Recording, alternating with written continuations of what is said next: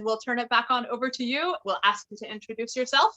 And yes, so we, as previously mentioned just a bit ago, we are very excited to have you as our teacher, because if like I said, Thegn Clovis was like, you check out this class. Oh, yeah, you need to hold class. So yeah, inclusion is it's very important to us. We are the faces that you frequently see in the SCA, and we really enjoy perspectives that are different from ours, and histories that are different, like, learning things about personas that are not 10th century Andalusian. I'm down. I can dig it. Yep. So, sorry. Do I need to pull my foot out of my mouth? No, we're good. You can just turn it over to them. And with that, we'll go ahead and turn it on over to you. Yeah. I'll shut up now. So first and foremost, welcome to Transgender 101 for the SCA. This is considered kind of a 101/primer class. I go over a little bit of everything. I go over basics, court interactions, social interactions, and of course, the thing that probably you're most here for is history. I am Thegn Samson Muskovich, although most people just call me Sammy. I am one of the two landed barons of the Barony of Terra Pomaria out in the Mid-Realm, part of the Midlands region. So we're on the west side of the kingdom. So I actually have a disclaimer as well, because we talk about some stuff, and legalese is a thing. So my general disclaimer is that this class is intended to provide a baseline of knowledge for the general public and or allies. Any person who is considering gender transition should speak to their medical and or mental health care provider or their medical team for further information. So I cannot provide advice. You can feel free to ask me about my personal experience. So that's a thing.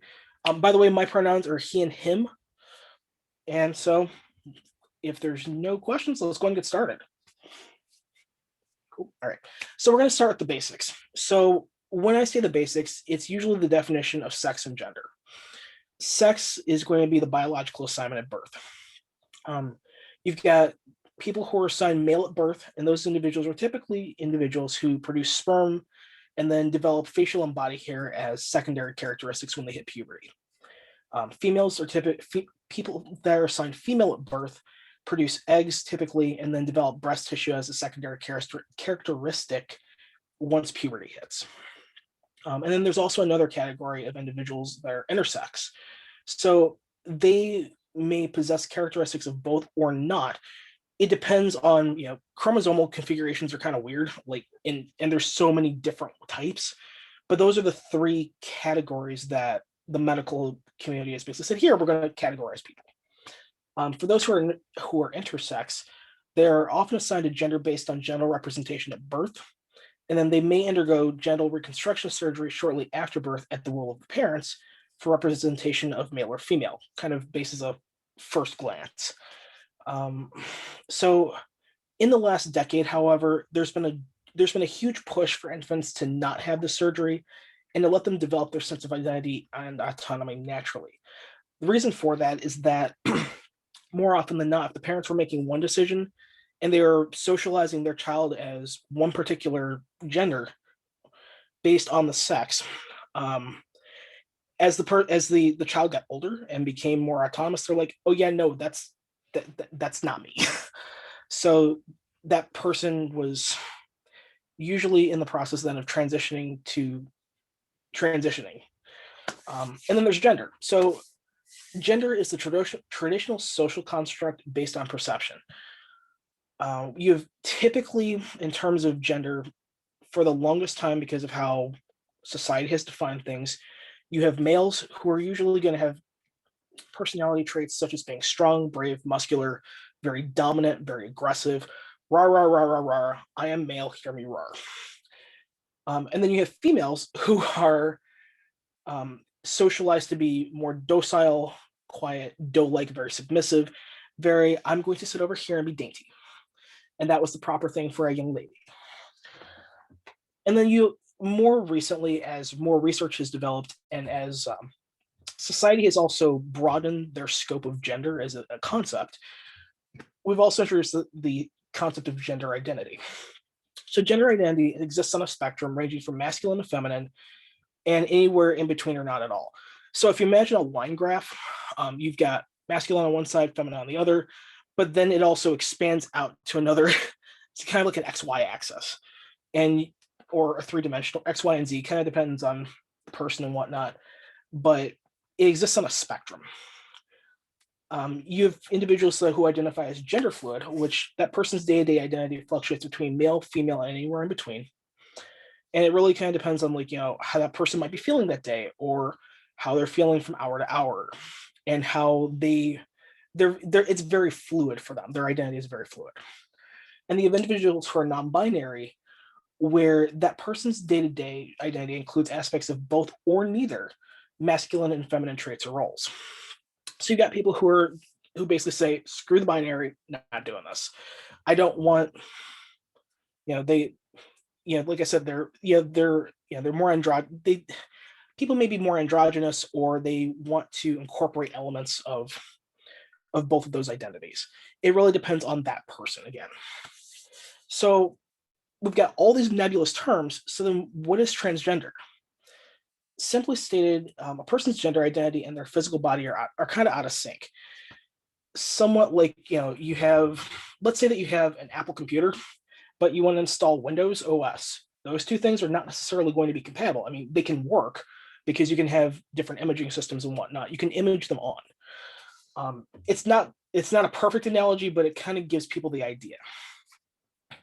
For example, a person can identify as masculine while having secondary sex characteristics of female. Hi, that would be me. Please note that transitioning is an individual experience that is unique to the person. Not everyone who identifies as transgender or gender nonconforming is able to or wishes to access appropriate clinical care. And that's a whole other thing that we can talk about another time, that has become kind of a hot button topic as of really over the last few months. But like I said, that's a whole other topic entirely that would be probably more appropriate for a 102 class or beyond. So gender identity and sexual orientation. Something to know about this is that they are not mutually exclusive. For example, someone's attraction to another is independent of their gender identity. People like who they like, plain and simple. The terms may change if a person transitions and or their attractions remain the same. For example, a person who identifies initially as a straight male prior to transitioning from male, assigned male at birth to female, they would identify as a lesbian when their gender identity transitions to female, because their attractions have stayed the same, but their identity changes, so those terms have changed. Like gender identity, sexual orientation is on a spectrum. I just throw that in there because, again, 101 encompassing everything. Sexual orientation can sometimes does shift for people as they become more self-realizing and or comfortable with their identity. Usually that is people are just a little bit more comfortable with, I'm at peace with myself, I am a whole person, let me explore, and other feelings may crop up. That's a thing. People are naturally curious. So that's a thing. Are there any questions before I proceed to the next section? Going once, going twice. All right. So interactions. Interactions form a lot of what we do in the SCA. Whether it is, bowing to a crown, bowing to a coronet, bowing to really whoever you see, or extending a handshake, in post-COVID times in theory, giving people fist bumps, whatever. So, lost my place. So appearances are really important. Like we gauge a lot of how we interact with people on their appearance. Trans and gender nonconforming individuals may or may not wear clothing in alignment with their gender identity. They're the same people love, and respect prior to their transition, especially if they're newly out. It's going to be a huge display of trust for them to present as their authentic self at an event. Like I said, you're going to treat them differently because they are no different. One of the things that I really love about the SCA is that we are so incredibly accepting. We're also curious. That's one of the things that we tend to respectfully ask questions. And then we're usually open to change. We're very courteous. Like everything that we do is steeped in courtesy and chivalry. So it ultimately boils down to respect for one another. Things that you can't ask though. So you can't ask people if they have had the surgery, or similar questions related to the transition for a couple of reasons. One, it violates U.S. patient privacy laws and also the SCA non-discrimination policy. Just don't ask the question. Honestly, if you ask me if I've had the surgery, I'm going to ask you, okay, which one?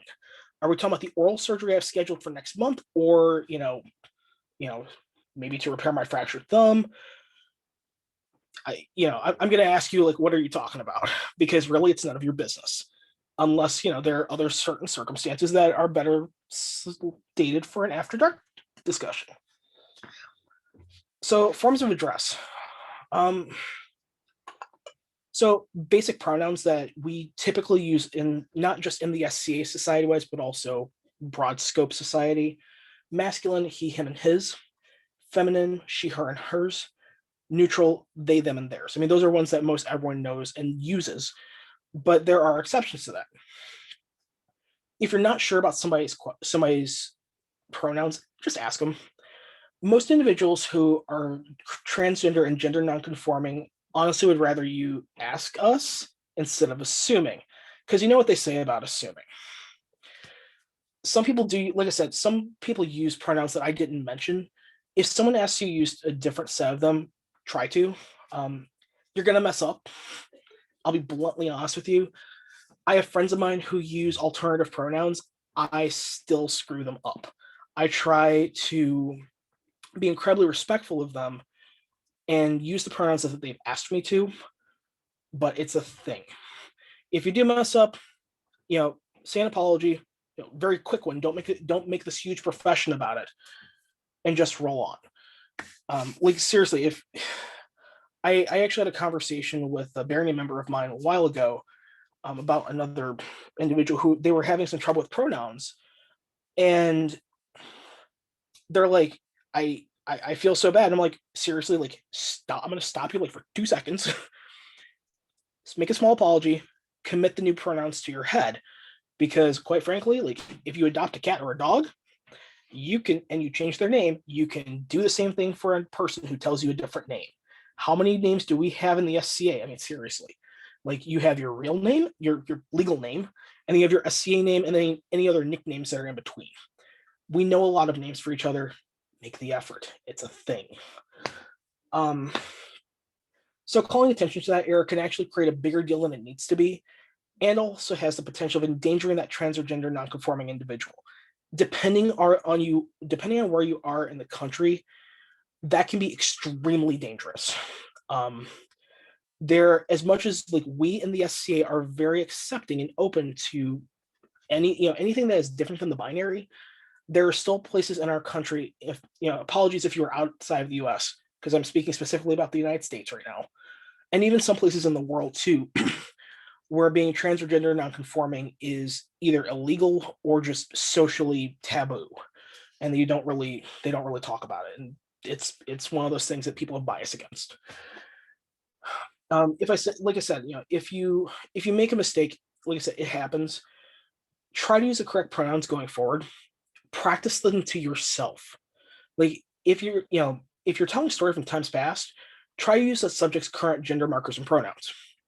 So case in point, I was out with my mother at dinner with I was out with my mother and my sister at dinner, and my mother was talking to me about something I did when I was a kid. And we had people bustling around us, like the waiters and whatever, the wait staff and whatever. And I'm like, Mom, here's the deal. Like, I've identified as male now for 7, 8 years at this point. Like, my pronouns are he and him. Plain and simple. I understand that you want to tell the story, but like, to respect me as a person, this makes me extremely uncomfortable to use feminine pronouns with me, because obviously I have this luxurious beard. It's something that's going to out me, and depending on where we are, it might cause additional issues, and I don't want to do that. So, basically, long story short, respect pronouns, ask people their pronouns, ask people their names. One of the things that I really like to do, and I forgot to mention, is when I introduce myself to a person, and I actually forgot to do it here, I usually introduce myself saying, "Hi, I'm Sammy. My pronouns are he and him. How may I address you?" That way, it doesn't it allows that person the agency to tell me how they identify themselves if they want. It doesn't, I have basically put myself out there and said, "Hey, here's what my pronouns are, and here's my name." So you have all the information that you need initially to interact with me. Boom, set, whatever. And then it starts to normalize things, especially if you are cisgender individual, cisgender being, of course, someone whose gender identity and their sex are fully in alignment. Trans, and again, like I said, this is an umbrella. It's an umbrella term. It's kind of all encompassing, but not quite. Pardon me. Just had a euro, so it's coming up. But or somebody who's trans, where their gender identity and their sex assigned at birth are not in alignment. And we'll get into that a little bit more actually when we get into the history component, because those terms are actually really, really, really recent. But yeah, so anyways, especially if you're a cisgender individual, introducing yourself like that, it helps normalize the use of pronouns. Like if you see, I actually see in some of your profiles that you've got your you've got your pronouns up, or you've got your, or like me, I'm out of kingdom, so I've got my kingdom up there as well. That's just one of those things that I've seen. I've seen a lot of. Like I'm actually starting a new job in a couple weeks, and like when I get my email, my pronouns are going to go on my signature, because if I'm interacting with somebody and they're not talking with me on the phone, I want them to know like this are my pronouns, and this is a place that like we value that. So because that's like I said, it's really important to start normalizing that, especially now. How many of you are court heralds? Just feel free to raise your hands if you're on, or raise your hand. Like there's a hand raise thing. There's a hand raise button as well. All right, cool. So we got some court heralds here, which is awesome. First of all, thank you for your service, because courts can't run without y'all. Speaking as someone who has landed. So court is one of the biggest deals for a lot of the populace. It's a time where we get to we as landed or as royalty, or some of the members of the royalty, get to recognize you guys. It's really, really important for us to, in that moment of recognition, we want to recognize you properly. So my brain works. So ideally, if you're a court herald or just landed or royalty or whomever is going to be making announcements or speaking in court, you want to use the pronouns or form of address that most closely aligns that person's gender identity. If you don't know the person, we have resources, we like to use them, but if for some reason you cannot find any information, do the best you can. The SCA College of Heralds approved gender-neutral forms of address on scrolls and in court as of July 2018, which I'm still super stoked about. So the three titles that they have currently are Armiger, Noble, and Noblesse. Noblesse is actually a newer title. The original one was Gentle, but they changed it because it didn't flow, and there are some other issues with it. So they have gone with Noblesse, which is a fantastic title.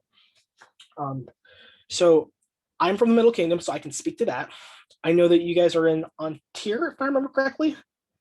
All right, I remember geography. So I know that in the Middle Kingdom, and you guys can absolutely speak to Antir because I have no idea. This is actually my first time doing a class in Antir, or for Antir. Yeah.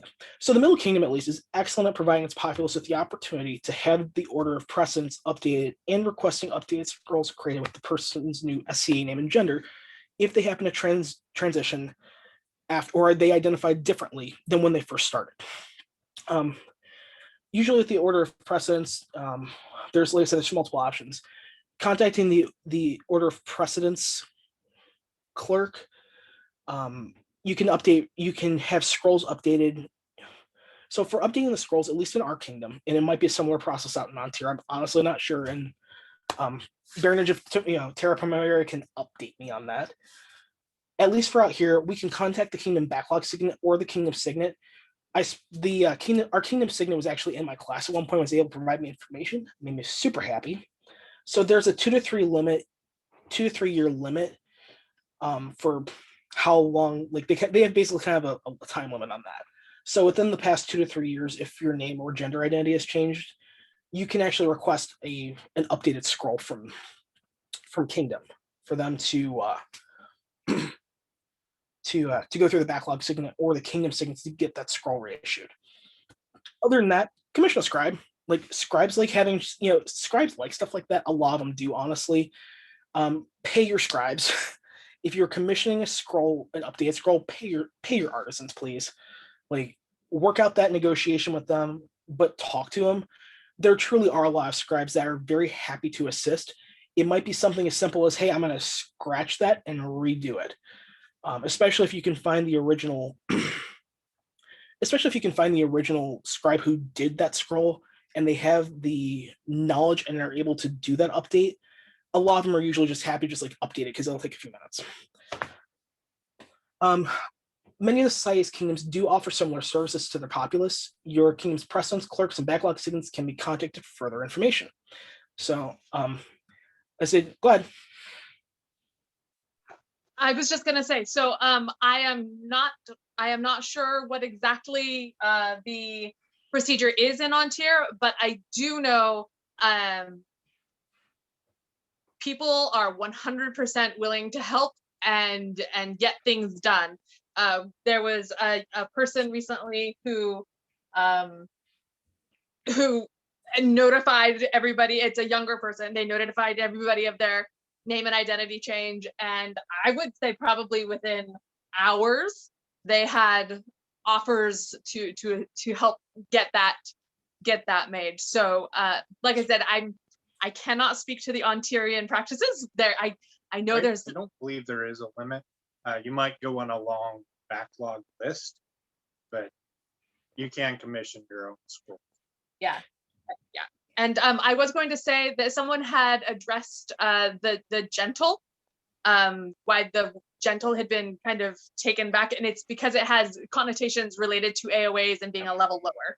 So, but yeah, I do believe that one may still generally be in use in Ontario as a title for an AOA, but again, on the list of things that I should have studied prior to this class. It's all good. I mean, so one of the I see Tvormir. I'll get you in just a second. One of the things that this class does is it is very much a flow. It's a free exchange of information. I've actually taken, I've had dialogue with previous attendees, and they're saying, hey, I have information about this. Like, do you want a title of a book, or do you want to put you in contact with someone? And that's a thing. Tvormir? Okay. So as a scribe, a couple things. One, we have a stash of old charters from previous reigns. I'm not sure who currently has that because we unfortunately lost my friend that used to have that. Also, you can always commission a scribe directly, and then you're not on the backlog line. Okay, so that's an important thing. You can reach out to Ontario scribes, and we have enough people who are invested in supporting us that you get help. Awesome. So yeah, Sarah?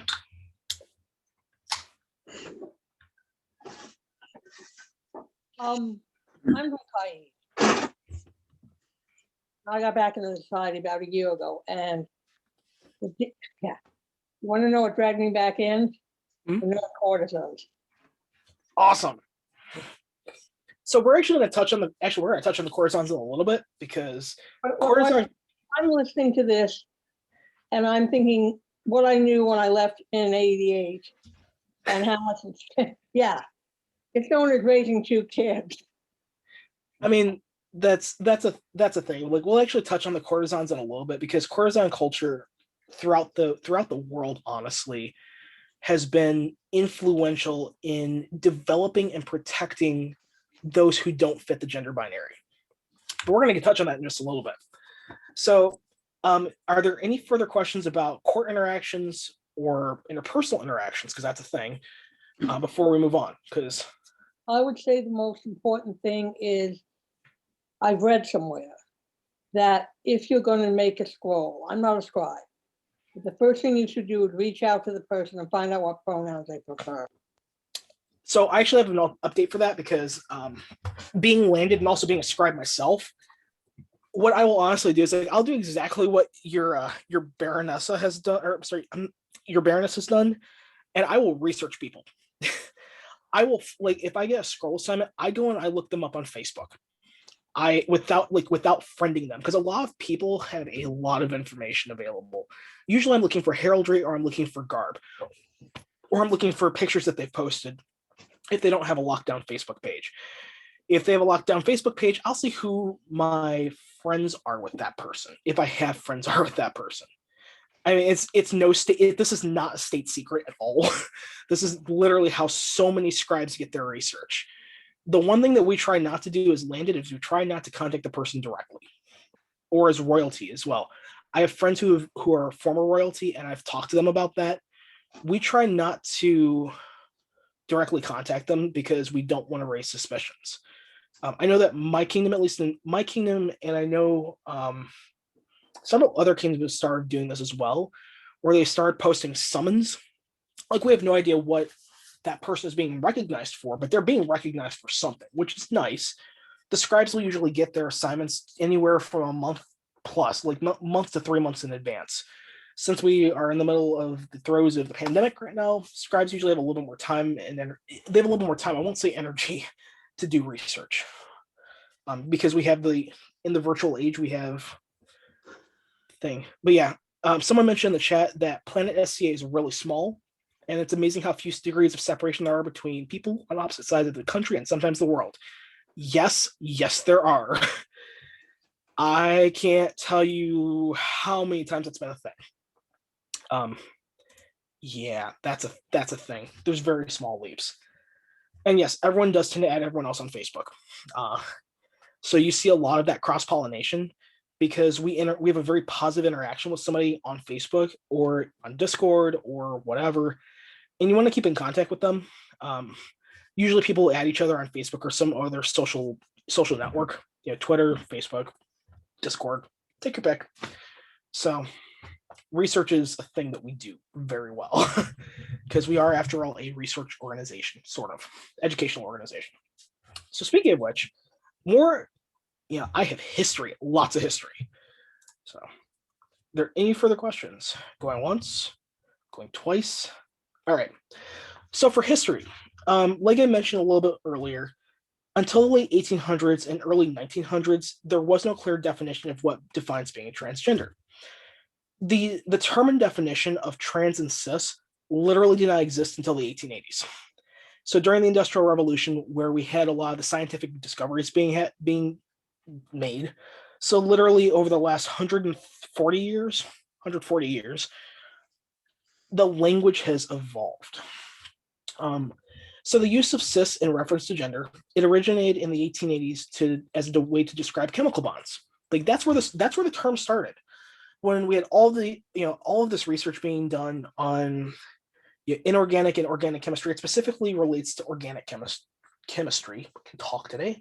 So cis is going to be the bond composed of same elements, and then trans is the bond composed of different elements. So like water, for example, is going to be a trans-elemental bond. Oxygen is a cis-elemental bond. I actually forgot what the actual term is, and I'm blanking on that, but that's where those prefixes started, just as examples. So trans and cis were adopted by the LGBTQ community as a way to describe non-trans individuals in 1994. So very, very short history on these terms. Less than the terms are less than 30 years old. So they're very, very recent. So the term cis specifically was not originally intended as a pejorative term or negative term. It wasn't intended as a term with a negative connotation. It was originally intended only to be used as a descriptor of somebody who is not transgender or transitioning. So early scientists, like really early scientists, define being transgender or gender nonconforming as being mentally ill. That did change throughout time, but when I say early scientists, I mean like really, really, really. Oh, and I am being told that trans and cis go back further than that. Transalpine Gaul and Cisalpine Gaul, and I will have to look those up because those are terms that I was not aware of. So I'm constantly learning, and I love this.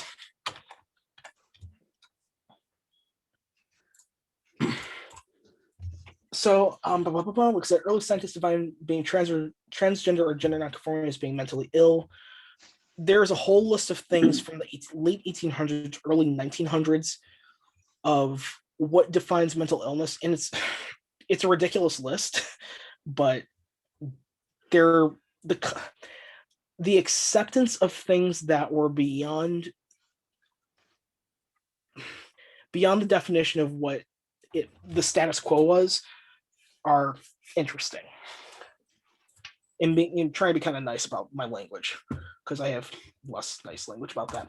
So one of the other things too is that in terms of history, there are also few to no notes or documents stating the reasons why someone may have lived as the opposite gender or as an iteration of non-binary gender presentation during the period that the SCA covers. So the way that I look at it when I'm doing research is anything that's before 1650 Common Era. And you'll hear me speak it instead of AD and BC. I choose to use the academic version, which is Common Era and before Common Era. The points and the timelines are the same. Just since I'm doing academic research, that's the terminology that I choose to use. Various cultures have different gender expressions and just accept the people as they are. You'll see that throughout history they do, and even modernly, you still see cultures who just accept people as they come. This person is this. And in some cases, some of those individuals are considered sacred. Yes. I'm muted. So one of the things too about modern history is that it's often viewed through the lenses of Christianity and colonialism, which makes it incredibly difficult to decipher the intent of those who lived in period, especially for those cultures outside the spectrum of Christianity. When I say the spectrum of Christianity, I am talking about the three Abrahamic-based religions. So Christianity, as we know it, Judaism, and Islam. So those three are they're basically originated from the same core. And though when I know that they are not the same because I've done the research on them, and also had college classes on them. But when I'm talking about, they have very similar structure in how they interpret things. So they're kind of lumped together on that. So I have specific criteria for what individuals get added to the class, in terms of notable individuals or cultures or whatnot. The person, if it's a person, that person lived for a substantial life in their time in their life, and or self-identified as a gender identity that is not what they were born as. For example, we've got Hatshepsut, who is also known as Ma'at Kare. And then you've also got another individual called Eleanor, both of which we will discuss as we go on. And then the culture, religion, or person has documented the presence of a trans or gender nonconforming individual in their time period, independent of a specific named person. For example, I include Christine D Pezan and Kalonymus Ben Kalonymus. Both of those are academics that have written documentation, or they've written something about trans or gender nonconforming individuals. So I think they are warranted as being included. So all of that, I actually have history now. So we're going to go all the way back to 1460 before Common Era with Hatshepsut. So Hatshepsut became regent of Egypt when their husband, or who was also their stepbrother, died. So if you don't know anything about Egyptian history, it is interesting. There's a lot of purity of the bloodline. You have a lot of intermarrying where you have a cousin or a stepbrother where it wasn't a direct descendant, or there was another influence of a bloodline come in, and they would intermarry, and there's their entire family tree, depending on which dynasty you're talking about, are a bunch of tumbleweeds. So there's a lot of intermarrying, there's a lot of weird births. They're all tumbleweeds. So everything's interconnected. So during their timeline, during the time period of their life, 1473 before Common Era. So Hatshepsut adopted kingly or male. Yeah, it's a bramble bush. Egyptian lineage is a bramble bush. Yes. 1473, before Common Era, Hatshepsut adopted kingly or masculine titles and then took on the masculine name of Ma'at Kare, and that was going to be 7 years into 15 of being co-regent. Pardon me. So they built a second tomb befitting a king rather than keeping just the one built while queen. Well, they were originally married to their husband.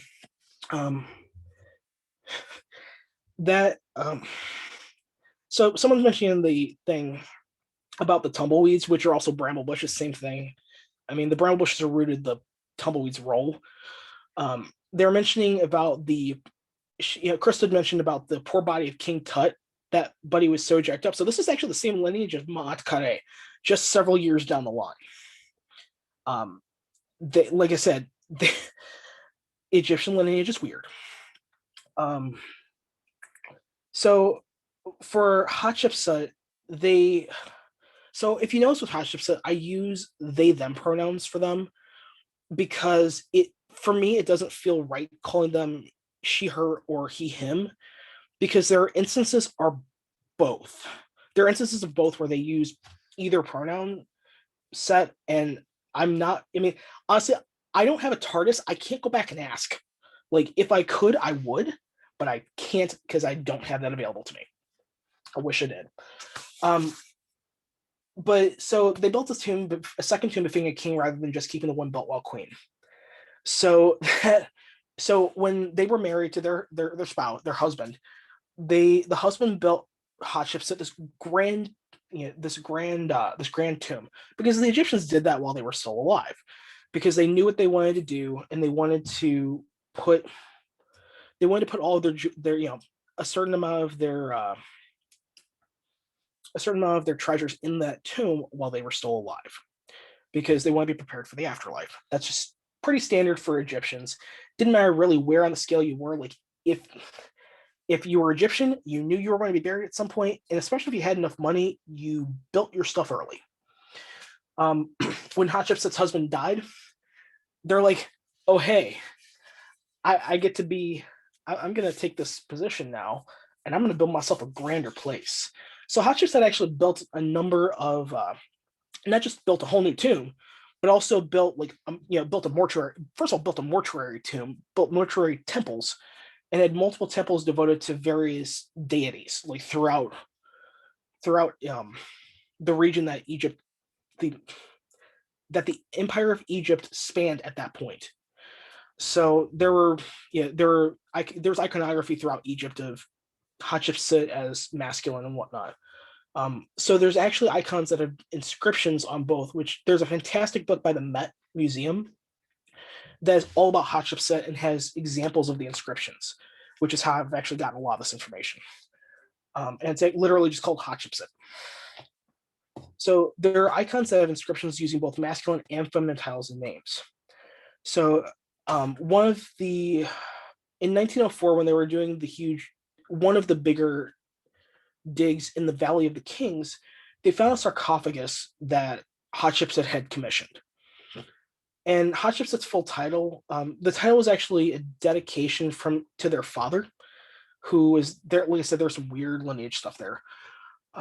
But anyways, so Hatshepsut's full title was, May the Horus Worset Cow, which is the powerful of Kaz, two ladies Wajet Renput, green of years, golden Horus Netjeret Cow, divine of appearances live. The king of Upper and Lower Egypt, Ma'at Kare, son of Re, Hatshepsut united with Amun, may she live forever. So even in that full title, there's both masculine and feminine cross references to the same person. One of the things that actually started with Hatshepsut and continued on through that particular line is that that's a thing. Is that they basically denoted themselves as semi-divine while they were alive. It's the first time a pharaoh had ever done that. There are icons that were created depicting the pharaoh Hatshepsut as a male, as masculine, with a fake gold beard and flat-chested. There's actually a progression throughout when they became regent to when they died of increasingly more masculine iconography. and we're not sure if it's actually to validate their time on the throne or not, because there's still a lot that's kind of up in the air about the co-regency. But Hatshepsut supposedly often wore a detachable beard and male regalia, like as part of their court appearance, because one must do the appearances. And then was also, like I said, Hatshepsut was the first pharaoh to name himself a semi-divine while alive, which is a huge deal in Egyptian mythology, because it was always you would go at the end to meet your maker, and at that point you achieved divinity, not while you were alive. In theory, and like I said, there's been development of why, like it's still hotly contested as to why Hatshepsut identified, in some things as masculine, but it was possibly and most likely done for political reasons. But again, not there to ask, so I don't know. From an article that I found, Hatshepsut also took a new name, Ma'at Kare, sometimes translated as truth. Ma'at is the soul, Ka, of the sun god, Re. The key word here is Ma'at.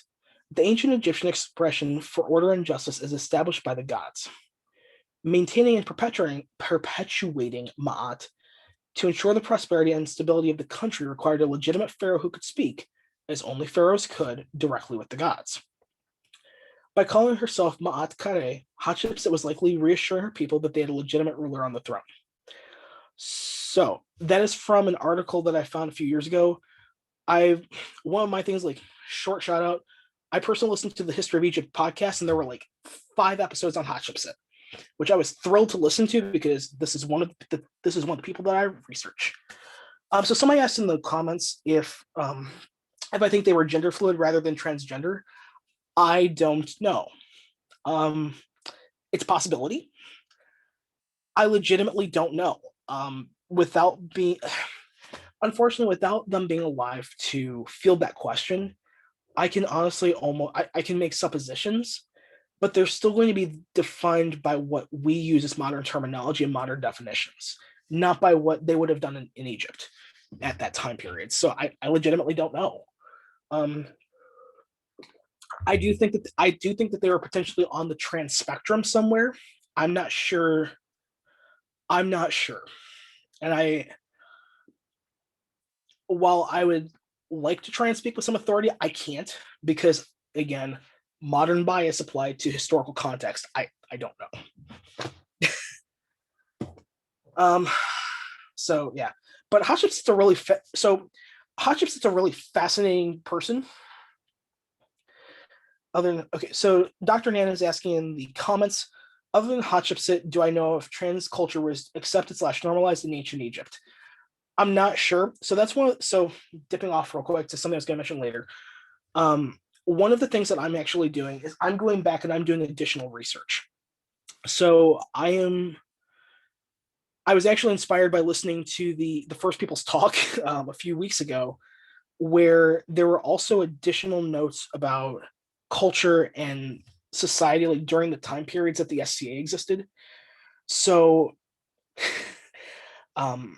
so I'm actually looking to do more research into the culture surrounding them, because that will contribute to how I apply my research. Like, I can't really I can make an educated guess, but I mean, without knowing the full extent there, I really don't have a good idea. So in a future version of this class, probably in a year or two, because it's a lot of research to go through. Like, I'm doing all the research myself, in the limited spare time I have. So, but it's my passion project. So once I have that information, I will be happy to share that. And yeah, so we're gonna actually move forward about 1,000 years. So 450 before Common Era, the Torah and the Jewish religion. So the Torah and the Jewish religion, and I understand, again, this is one of those things where I have to do a little bit more research on. Okay, so real quick before I actually bounce onto that. So Krista is mentioning that Dr. James Barry is another person from history that presented as male, but we just don't know if they were trans without having a time machine and asking them. So there's a lot of people that possibly identified as trans or gender nonconforming of some variant, but unless it was clearly documented, which I will actually discuss that later on in the class. Like there's some instances where we have literal documentation. Like we have notes from court cases that say, yes, this person identifies as this. So we'll get into that a little later, but I will look into that person, assuming that they are in the time period that the SCA constrains. I do more modern research as well, but specifically for the point of this class, I do everything pre-1650. So the Torah and the Jewish religion. So the Torah and the Jewish religion denote 6 genders. The first being Zahar. So Zahara is going to be the term derived for the word for a pointy sword and often refers to a phallus. It's usually going to be translated as male in English. And we have Nakiva. This term is derived from the word for a crevice and probably refers to a vaginal opening. It's usually translated as female in English.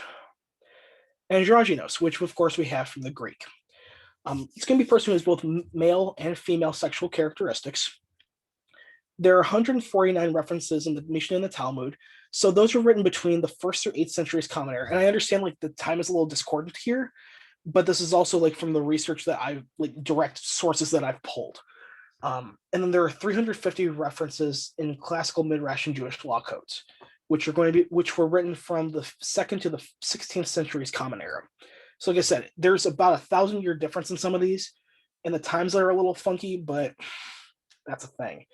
The 450 before Common Era is when the Torah was written. Or is theorized to have been written, and the Mishnah, the Talmud, and the Mid-Ration Jewish law codes.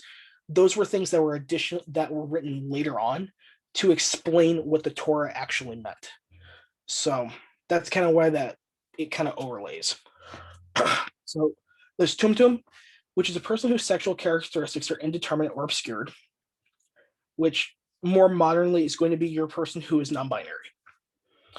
And then there's 181 references in the Mishnah and the Talmud, and 335 in classical Midrash and Jewish law codes. So we're already seeing a high incidence of not like outside of the binary. Like the binary, like there's so many of them that they don't even mention like how many times they're referenced within the context of these texts. But everything outside of that, like, pardon me, it's notable how frequent they're being mentioned. And there's Alonit, which is a person who identified as female at birth, but develops male characteristics at puberty and is infertile. So that's modernly going to be your individual who is assigned female at birth and then transitions to male. There are 80 references in the Mishnah and the Talmud, 40 in classical Mid-Ration Jewish law codes. So still over 100 references to people who are transitioning to male. And then there's Sadis. A Sadis is going to be a person who is identified as male at birth, but develops female characteristics at puberty and or is lacking a penis. A Sadis can be naturally a Sadis, which is known as Sadis Hama, or become one through human intervention, Sadis Adam. There's 156 references in the Mishnah and the Talmud, 379 in classical Midrash and Jewish law codes. So, obviously in Judaic culture, this is a thing that was accepted because all forms made by the Creator are valid. Moving up and over across the sea a little bit, we've got the Hijra community in 400 before Common Era. So they're first mentioned in the Kama Sutra, which was theorized to have been written as early as 400 before Common Era. So a note on the Kama Sutra. Most people know it as the guide of tantric positions, shall we say, because this is a PG-13 show, I'm guessing. So, hey, I'm just saying. So the Kama Sutra is actually a religious text, and that is how I regard it. But from a classical standpoint, it is an actual religious text. The part that adults tend to reference it for is actually a very small component of the actual text. But the Hijra community, and again, I'm still doing research on stuff, and I'm pulling relevant quotations in from various sources as necessary. So they can be eunuchs, intersex, or transgender, and they've been part of South Asia's culture for thousands of years. Eunuchs are celebrated in sacred Hindu texts such as the Mahabharata and the Kama Sutra. They also enjoyed influential positions in the Mughal courts. So if you don't know anything about Indian history, which first of all, India is comprised of multiple kingdoms, city-states, regions. They actually consider them to be specific kingdoms. Again, I have watched a lot of things on Netflix that are documentaries, so I've learned a lot of stuff. That's a thing. There's some great ones out there. Neither here nor there. But the Mughal courts were very influential during, in various places during India's history, and specifically during the time period that the SCA that we study. So, but this is also where like there's a mention of courtesans. That's where, so when it's mentioned as them being influential, having influential positions in the Mughal courts, they were courtesans. They were people who knew people. They were not just individuals who were there to be arm candy. They had social clout. They were the who's who. They were the, oh hey, you want to be introduced to this royal or this noble? I know somebody on that person's staff. Let me make that connection for you. That's what that was. So, the fact that like you have influential transgender non-conforming individuals on these courts is substantial. Yes, so Chaos Lord asks like influencers now, yes. Everybody knows someone. It's kind of like that Kevin Bacon 6 degrees of separation. That's exactly it. Everyone knows someone. Yes, just much cooler, with much cooler attire. So we're actually gonna move back a little bit. So back over to the Mediterranean. And actually move up about 600 years. So 203 Common Era. So now we're in the new century. Elagabalus, or who is also known as Heliogabalus. So she was a Roman emperor who was born male, and yes, there's a reason why I'm using this. Who was born male and chose to live as female and chose the title of empress during her reign, which is kind of cool. Sorry, give me 1 second. I'm gonna read the question in the chat. So Antonio from Aidenveld asks, another question that arises when it comes to gender identities in history. Since a lot of the labels we know today only came to be rather recently in the historical sense, would you hypothesize that if we were to go back and ask someone before 1650 how they identified, they would only answer based on the identities known in their time and place? Pardon me. Would you suspect that someone who would be transgender or gender nonconforming would not identify as such simply because the concept was not known of in their time? So hold on to your seat. We're going to actually cover that in a little bit, because there are instances of that where we're going to start seeing that. And someone actually did mention earlier in the chat, I apologize for forgetting your name, mentioned about the trans and cis prefixes being used earlier. I still have to look at that and see like when that actually came into being versus like, is it a modern-ish definition that we applied to something in the past, or were they actually using that term for themselves? I'll also research that and I will find that out, but that's neither here nor there. But to answer your question, Antonio, there are instances where, yes, that was a thing. It depends on where those cultures had interaction with. I mean, case in point, the Judaic culture and religion has terms for people who are outside of the gender binary. So it would really, so obviously there had to be trans and gender non-conforming people based on that in their culture, because they're, why else would they include it in the Torah? So yes, answering. Oh, thank you. So Marl is the person that actually mentioned that earlier and mentioned that they're Latin prefixes meaning roughly on this side versus on the other side. So very much a case of what's old is new again. So thank you for that information. I appreciate that. And I will include that in my notes for going forward. So Elagabalus. So was a Roman emperor, like I said, who was born male and chose to live as female and chose the title of empress during her reign. She was known to frequently wear cosmetics and dress as female, obviously because she identified as female. She also solicited physicians who could provide her with surgery to give her female genitalia. So I just mentioned, of course, that what's old is new again. So one of the things I've always found fascinating is that the concept and the procedures for doing gender confirmation surgery are old as hell.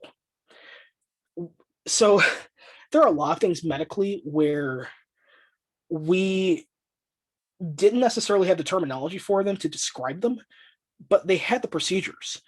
I mean, I have theories. So I, kind of also bouncing back to Hatshepsut, I have theories about Hatshepsut, about possibly binding or possibly, I don't know if they had their breasts removed. I have no idea. Because again, I've never seen their mummy. Be fascinating to see. That's a future research thing. But I mean, we had the technology to do certain, we had the scientific knowledge then, and kind of bouncing off kind of slightly off topic. I mean, the Egyptians were basically essentially ones that discovered contraception. So that was something that they knew about because they discovered a plant that basically acted as a contraceptive, and they passed that knowledge down. The fact that, I want to say it, actually I know it's the Egyptians as well. The Egyptians were doing, okay. So Vesta actually mentions that the mummy they believe is Hatshepsut does have breasts. Thank you for telling me that, because I did not know. That's awesome to know. But going back to the Egyptians and talking about how what's old is new again, the Egyptians knew way back when, and they had drills, like they could drill into the skull to relieve pressure. Several other cultures did too, not just in Egypt, but over in South America as well. Very similar thing where they on their own developed the technology to relieve pressure. Like they knew that relieving pressure in the brain would alleviate trypanic. Thank you. Yes, it does go back to the Neolithic. It's been a while since I've been in an archaeology class, or not archaeology. But yeah, it's been a while since I've been in that sort of class. So yes, it is actually it's a Neolithic technique. But basically, it's that to relieve pressure on the head to prevent swelling, they knew to drill. So again, things that we know now, they knew then. So having, basically having gender confirmation surgery, even though the methods are not as refined. Yes, anthropology. Thank you, Chaos. Words were escaping me today, so that's a thing. I apologize. I'm going off the script for that reason.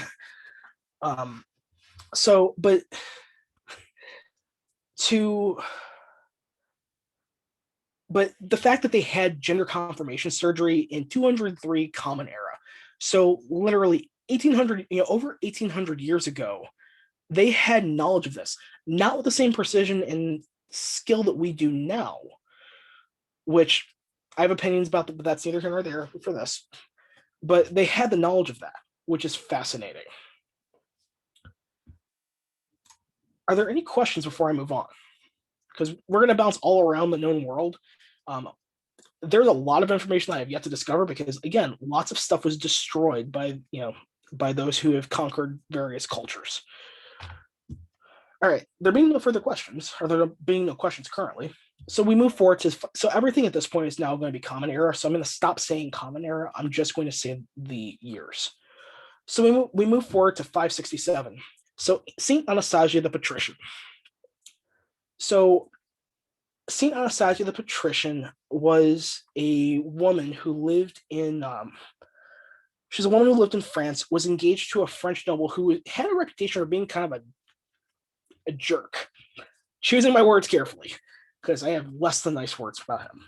But he was known to be incredibly abusive and be very crass, and was not this was a match that was it was a prearranged marriage.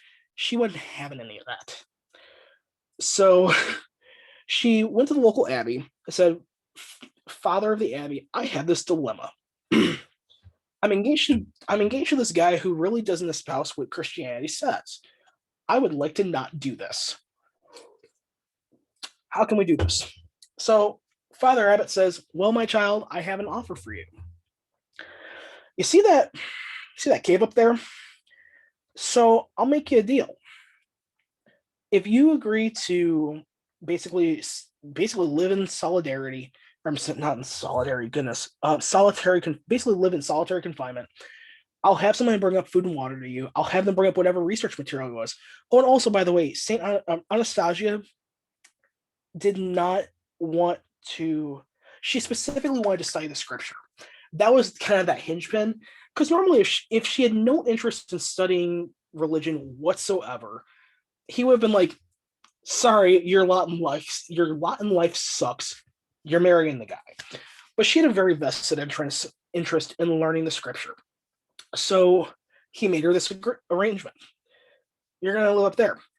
For all that the brothers down here are going to know, you are a monk who is seeking a pious life.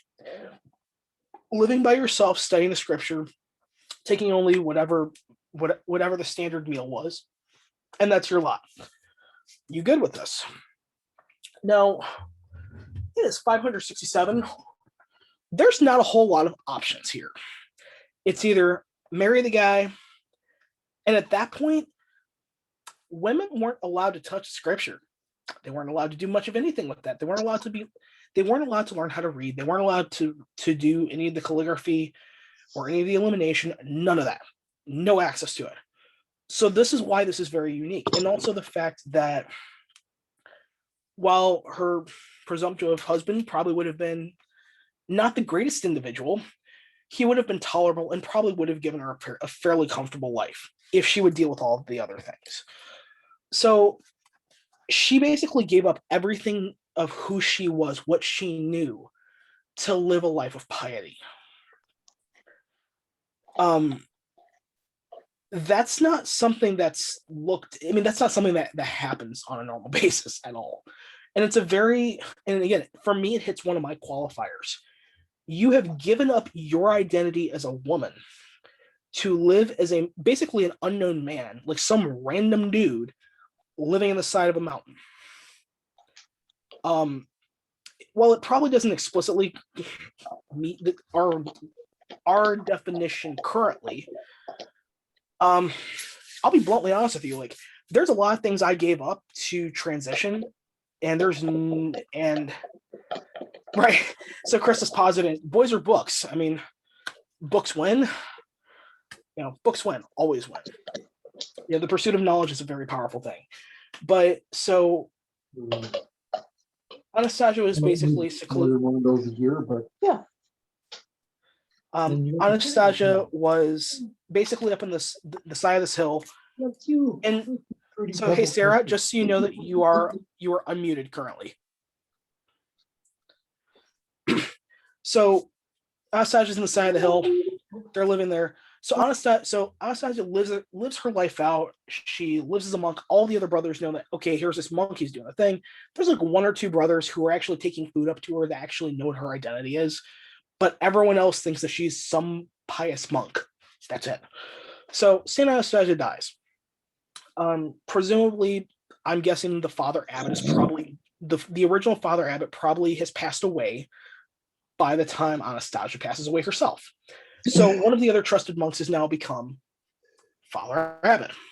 So Anastasia dies. Father Abbot writes a letter, because of course we didn't have email at that point, to the Vatican. Father Pope, I have this proposition. I have this monk who has lived their life in basically solitary confinement. All that they have done is they have read the scripture, studied the scripture. Very, very pious individual, gave up everything else, gave up all of their worldly possessions. Can we do a thing? So in very short order, of course, sends this letter to Rome. Pope writes back, yes, my child, we shall canonize this person. So this is actually done within a few months of, so yes, canonized. This is incredibly rare, extremely rare. One, at that point, women were not canonized. They were not. It was verboten. You didn't do it. So, and like I said, this is a very short amount of time, like 3 or 4 months, time for the letter to get to Rome, come back from Rome, because France to Rome is not, we think of them as close, but that was a hell of a journey to get there. That took a few months. or took a couple, it took several weeks at least. So they're back, boom. Okay, cool. We're canonizing this person. This is a thing. So hence Saint Anasagia the Patrician, because when writing to the Pope. So nuns, I'm actually not sure. I have to double check that. But the fact that Dr. Nan asks if at this point in history nuns were a thing. I'm not sure. That's something I'll have to look into. From what I was reading, it didn't seem that they were. And if they were, they didn't get to touch the scripture. They were just doing all of the, they were not touching the scripture. They weren't. They were not being given books to read or given texts to read or to transcribe or to do illuminations. These were things that Saint Anastasia did. So except for the whole being female thing, she was essentially regarded as one of the brothers who did get to, and all the monks got to do the thing. So that is, so I mean, this is why I personally have her down, because again, and even if nuns were a thing, the fact that she was known to all of the community of the abbey as male, except for like those few trusted people, and gave up everything else. Like that is something that you don't normally see. And that's why it's so notable. And especially the fact that, hey, we're going to canonize you too. That, I mean, if she was just going in to be a nun, they wouldn't have canonized her unless she did something extraordinary. So that's her story. I do note that I use. Oh, the other thing too is that she was accorded burial rights as a male monk, so she got to be dressed in robes and such as she was buried. I don't believe that the burial rights for nuns, if they even existed at that point, which I'm not sure, were accorded the same. I don't believe they were accorded the same rights. So there's definitely a difference in how she was accorded rights, and that's why it's so notable to include her, for me at least. So earlier I mentioned Calamus ben Calamus, and we're also going to move up about 750 or 650 years. 750 years. I can read and add. So 750 years later, we've got Calamus ben Calamus. So he wrote Evan Bohan, which is a poem which discusses transitioning and being genderqueer, or something that is outside of the gender binary. So I actually have the poem. I'm going to read it. So this is Evan Bohan, written by Calamus ben Calamus. The poem itself dates to, like I said, 1322, and was translated by Rabbi Stephen Greenberg. So someone here in the States translated it from the original Hebrew. And of course, being a rabbi, they have extensive knowledge of Hebrew, so I'm not going to question that. So anyways, this is the poem. What an awful fate for my mother that she bore a son. What a loss of all benefit. Cursed be the one who announced to my father, "It's a boy." Woe to him who has male sons. Upon them a heavy yoke has been placed, restrictions and constraints. Some in private, some in public. Some to avoid the mere appearance of violation, and some entering the most secretive places. Strong statutes, and awesome commandments, 613. Who is the man who can do all that is written, so that he might be spared? Oh, but had the artisan who made me created me instead a fair woman. Today I would be wise and insightful. We would weave, my friends and I, and in the moonlight spin our yarn, and tell our stories to one another from dusk until midnight. We tell the events of our day, silly things, matters of no consequence, but also I would grow very wise from the spinning, and I would say, happy is she who knows how to work with combed flax and weave it into fine white linen. And at times, in the way of women, I would lie down on the kitchen floor, between the ovens, turn the coals, and taste the different dishes. On holidays, I would put on my best jewelry. I would beat on the drum, and my clapping hands would ring. And when I was ready, and the time was right, an excellent youth would be my fortune. He would love me, place me on a pedestal, dress me in jewels of gold, earrings, bracelets, necklaces. And on the appointed day, in the season of joy when brides are wed, for 7 days would the boy increase my delight and gladness. Were I hungry, he would feed me well-kneaded bread. Were I thirsty, he would quench me with light and dark wine. He would not chastise nor harshly treat me, and my pleasure he would not diminish. Every Sabbath and each new moon, his head he would rest upon my breast. The 3 husbandly duties he would fulfill: rations, raiment, and regular intimacy. And 3 wifely duties would I also fulfill: blood, lights, and bread.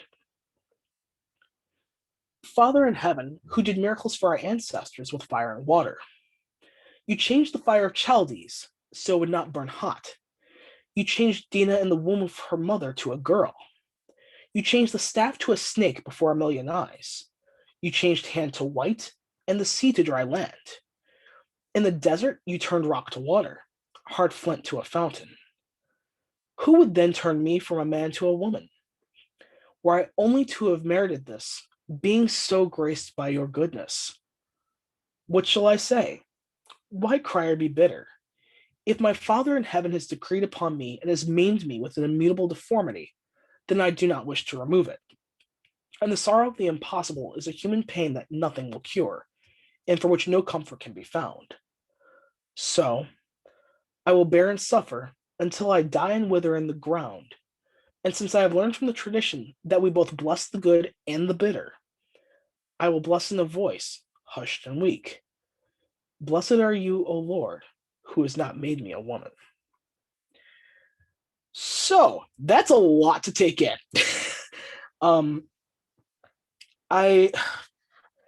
Again, this is like part when I was doing my original research. I was looking for anything that had historical merit, and I stumbled upon a website that was specifically about like how trans and specifically LGBTQ people in general integrate into Judaism. And that was one of the entries that was on that website. And I would have to go back and find the website. I've got it linked in my notes. But I read through it and I'm like, whoo. So the title of it is Evan Bohan, E Edward, V Victor, E Edward, N space, B Boy, O Ocean, C Charles, H Henry, A Adam, and Nora. So I do phonetic spelling because I was a dispatcher for 5.5 years. So that's a thing. Kalonymus Ben Kalonymus is the original author from 1322. And the translation was done by Rabbi Stephen Greenberg. Stephen with a V, not a PH. So later after the class, I will actually post a link to my website where I've got all the previous recordings up, and then I've also got my notes that people can download. Some of the information that is in the notes is not on my notes on the website have not been fully updated, but a lot of this information is still there. It's most of the stuff about Hotchip said that it's not updated, but most of the information is still the same. And I've usually update it based, every quarter or so, because this is a living document for me. All right. So we're going to bounce over to Italy at this point. So we've gone from the Middle East, we're going to Italy. So during this time period, the 1300s, we are starting / in the throes of the Inquisition. And we all know how the Inquisition went.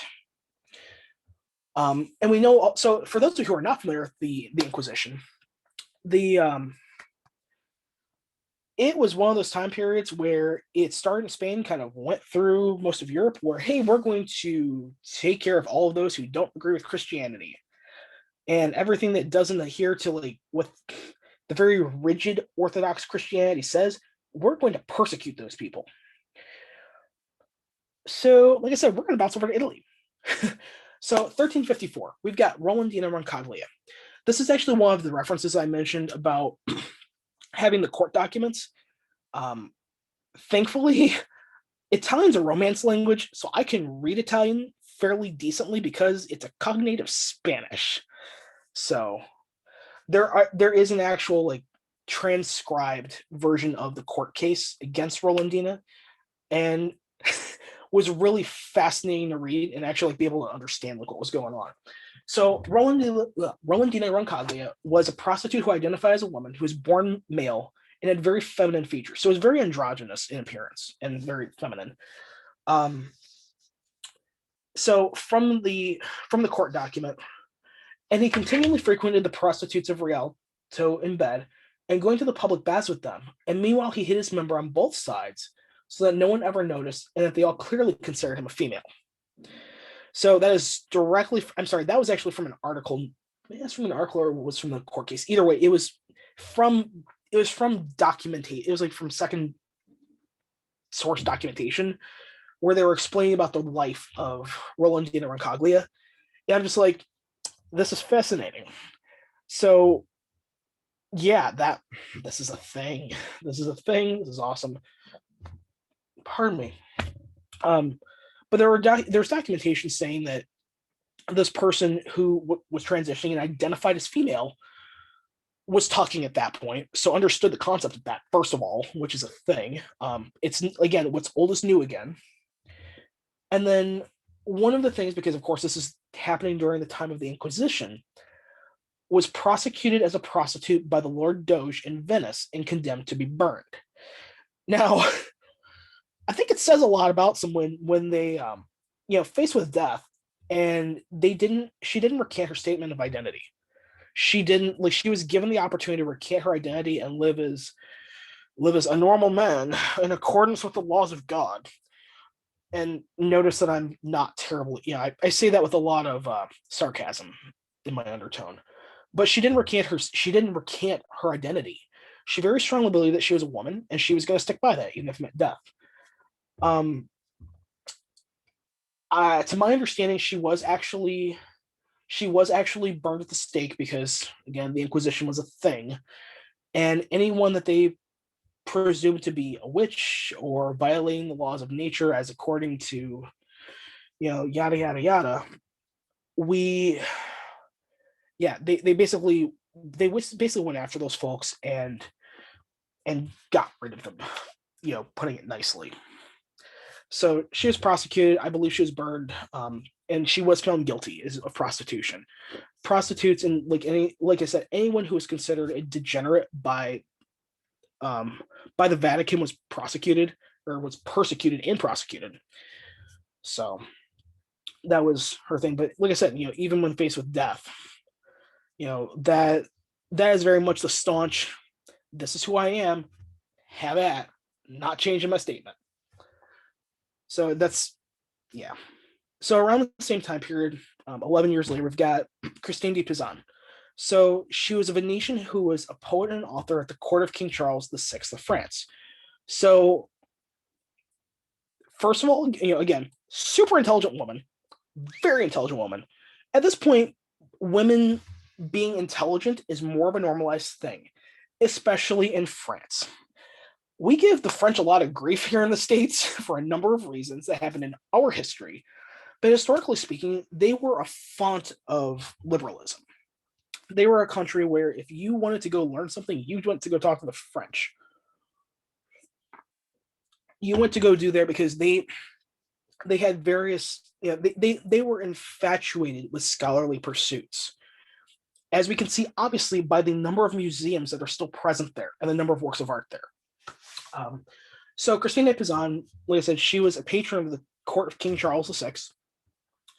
So during her time in France, when she was roughly 40 years old, she published the Book of Three Virtues. So in the Book of Three Virtues, she theorized that souls have no gender, but they inhabit masculine or feminine forms based on the will of God. She also argued that the souls of masculine and feminine individuals are created in God's image and are equal to one another in all things. She also theorized that a person's gender can change by will of the spirit in accordance with the will of God. Specifically from the Book of Three Virtues, the composition of one's body is arranged so as to reflect the gendered form in conformity with one's gendered offices. If the duties change, the essence has to change, which means that the constituents have to be arranged. So, for me personally, I really love bringing this up whenever I have the knockdown drag-out discussion with somebody who is super conservative and they want to tout the whole, well, trans people aren't natural. let me stop you right there for a second. Let me show you what one of the people who studied Christian theory said. So Christina Pezan, one of the things I did not mention, is a Christian theorist. So literally somebody who studied the Bible, studied all the various lineages, all the various theories that are interspersed throughout biblical text. This is what she theorized on and what she based all of her research on. So, I mean, this is also in a historical context where, like I said, 1365, 1405-ish, it is towards the tail end of the Inquisition, because it ran for a hot minute. But you have this incredibly intelligent woman who's making these theories that honestly probably would have gotten her persecuted in Italy, and would have unfortunately met the same fate as Rolandina, except for the fact that King Charles VI is like, oh wait, you're intelligent and you're studying the Bible. Come here, child, and I will take care of you. So there's also a complete anachronism written about Christina Pezan. That's actually where some of this information comes from. She's also one of the first feminists, like, documented in history, which before feminism became a huge deal, you had people like Christina Pezan who were advocating for the equality of men and women. And the fact that she talks about the souls having no gender, and that it really is like, again, it's really based upon like what, God Almighty says like is right and proper, like, and that, as was mentioned earlier, very similar to Judaism, there are no mistakes by the Creator. So it's just one of the things that reinforces that statement, contrary to what modern Christianity looks at. And that kind of pervades through a little bit, like, even as you see things later, sort of. So we're going to go about 30 years into the future. And then we have John Reckoner, who is called Eleanor. I mentioned both names because that's how she was documented. So, like, in some of the research that I found, like, they actually mentioned both names and the fact that there was a definitive point at which she transitioned. So Eleanor, she called herself Eleanor when called into court for prostitution, maintaining that identity. There is no documentation to say whether or not she was prosecuted, like whether she was charged guilty. She may not have been charged for the crime of prostitution as a way of not acknowledging her gender identity. So that is something that is still common even today, unfortunately, where we have instances where people will not acknowledge a transitioning person's or a gender non-conforming individual's gender identity, because if I don't acknowledge it, it doesn't exist. It's still a tactic used today. It's really infuriating, honestly, but this is a thing that occurs, unfortunately, as a way of, like I said, disparaging, and if I don't pay attention to it, it goes away, so to speak. So what's really notable about Eleanor is how her community came around her. This is also kind of where I mentioned with the courtesans earlier, and they build a community around themselves. I don't necessarily know if these were, actually, I take that back. Some of the courtesans in town gave her the tools to socially and successfully transition. So they found her work as a seamstress for 5 weeks prior to the Feast of St. Michael's. So St. Michael, if you're not familiar with that patron saint, is the patron saint of protectors. So usually one of the reasons why I personally found that notable, St. Michael's Day is a huge to-do in England. Even so, it was one of, I can't remember which of the crowns had them as a patron deity, or patron saint rather, but at least modernly, St. Michael is kind of the patron saint of first responders, so those who protect others. And that's been a common theme. But anyway, St. Michael's Day in England is a huge deal. It's a really, really big deal. So to work as a seamstress for 5 weeks prior to this major festival and have paying work where she has been socialized as a woman. She basically lived in a small group of women who may or may not have been courtesans. I'm not quite sure, but there's definitely a community that surrounded her and said, hey, we're going to do the thing, and gave her makeup, taught her how to use the makeup, taught her how to be a seamstress, taught her, gave her lodging, that she was paying, like she was part of this little community. And very much that you see this throughout time, where you have groups of people who come together to support the underdog. So you very much see this as a prevalent thing here. It's really, really cool to see, especially to reinforce the socialization and the identity of a trans woman. That is fantastic. And like I said, we see it even today too, where you see this community being part of the transgender non-conforming community. You see this huge push to support newer, you support people who are coming into themselves and who are questioning and who are doing all these things to, as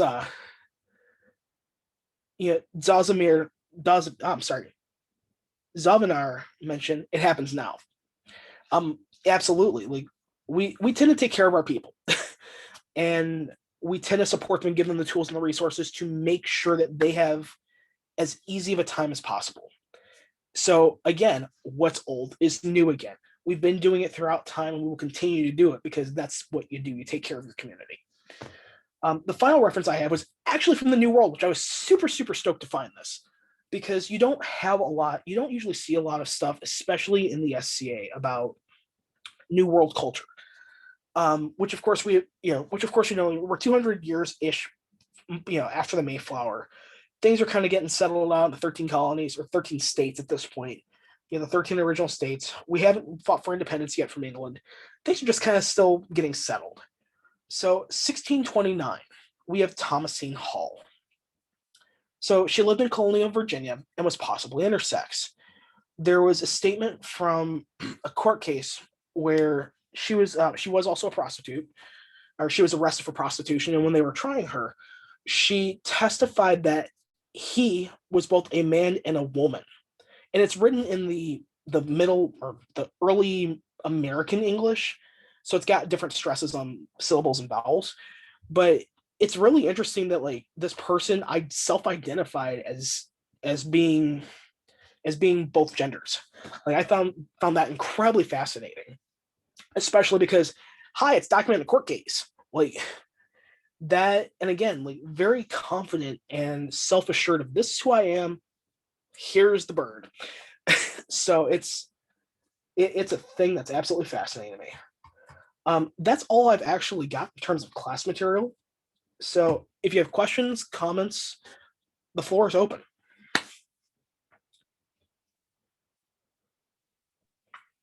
I would just like to say that I really appreciate, I like having the resources available to be able to, when somebody is talking through their hat, to use the PG, being able to say, no, hold on. Have I got a list of resources for you? Yeah, honestly, that has been like one of my, I have not encountered that conversation in the wild yet. Oh. But I'm expecting it to happen at some point. And I'm kind of looking forward to it. I'm not going to lie. Yeah, honestly, that's one of the reasons why I want to schedule this class. But after watching it the first time, I found it's such an empowering class. Thank you. Yeah. So hopefully we will have to be the ones that get to have that conversation.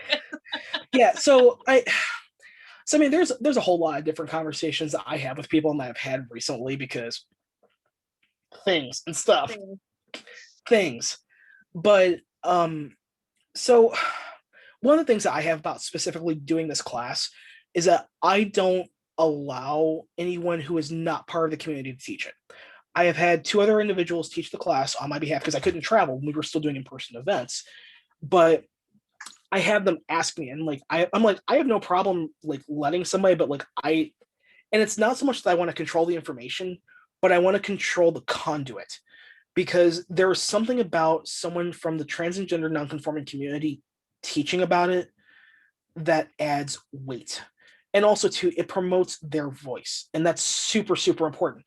You know, and I know that you guys understand that, because give me 1 second, sir, I see you.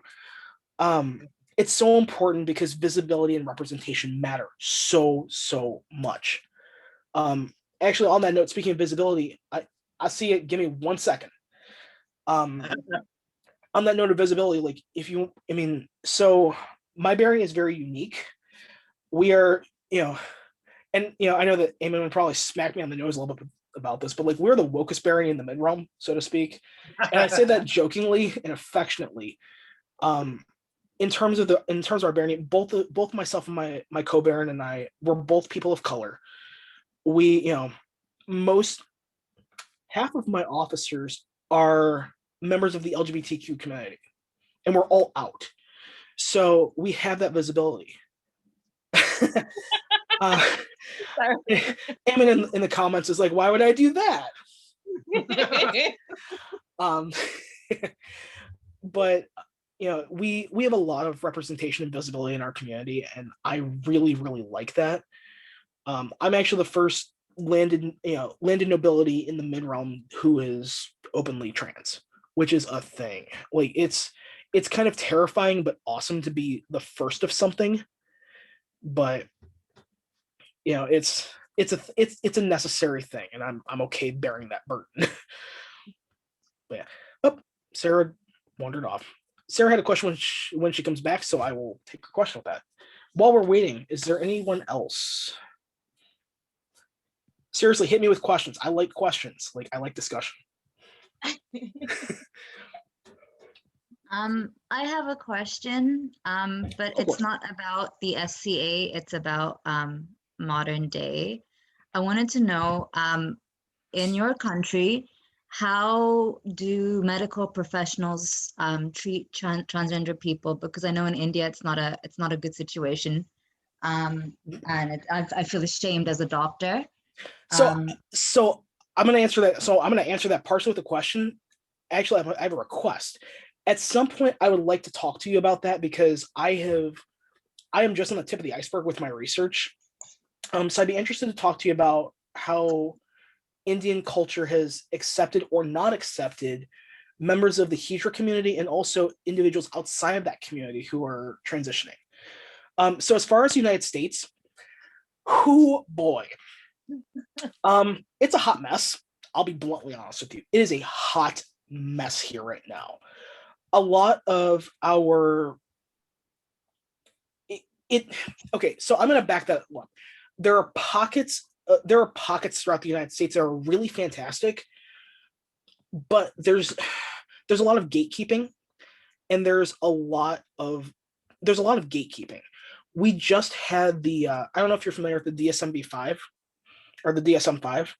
So they just removed gender identity as I'm forgetting the term because it's not late, but brains are not working. Gender dysmorphia. Yes, so gender dysmorphia, and so gender dysmorphia was removed as a negative, basically as a negative diagnosis, and they changed the language for it so that it's not a negative connotation, and they don't speak of it negatively in the DSM-5, whereas they used to. That just happened, I believe, in 2017 or 2018. It was very, very recent. I'll have to double check on the date, but it was very, very recent. Sarah, I see you. Give me just a second. So the community that I'm part of, like I'm roughly 2 hours west of Chicago. So my primary care physician, my doctor is in Chicago. So I go there first. I go there for my medical care, because I literally go to a facility that specializes in care of trans and gender non-conforming individuals and other members who are part of the LGBTQ community. It's the name of it is Howard Brown Healthcare.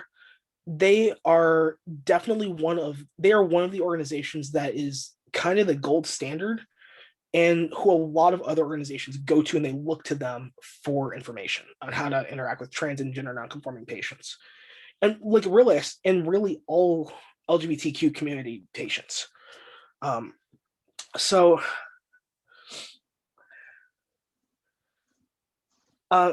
there's another question I'm going to answer. Give me 1 second, because there's multiple questions coming in. So Sarah, I have not forgotten about you, but I'm going to answer this because we started a thread while you had stepped away. So it depends on where you are in the United States, like how accepted it is. There are currently 31 states that have anti-trans legislation on the bills right now, and it's a ridiculously high number. So kind of to tag along with your question, Marl had asked if gender dysmorphia is no longer considered negative in the DSMV. How does that mean that health insurance can deny coverage on the grounds that it's not a health issue?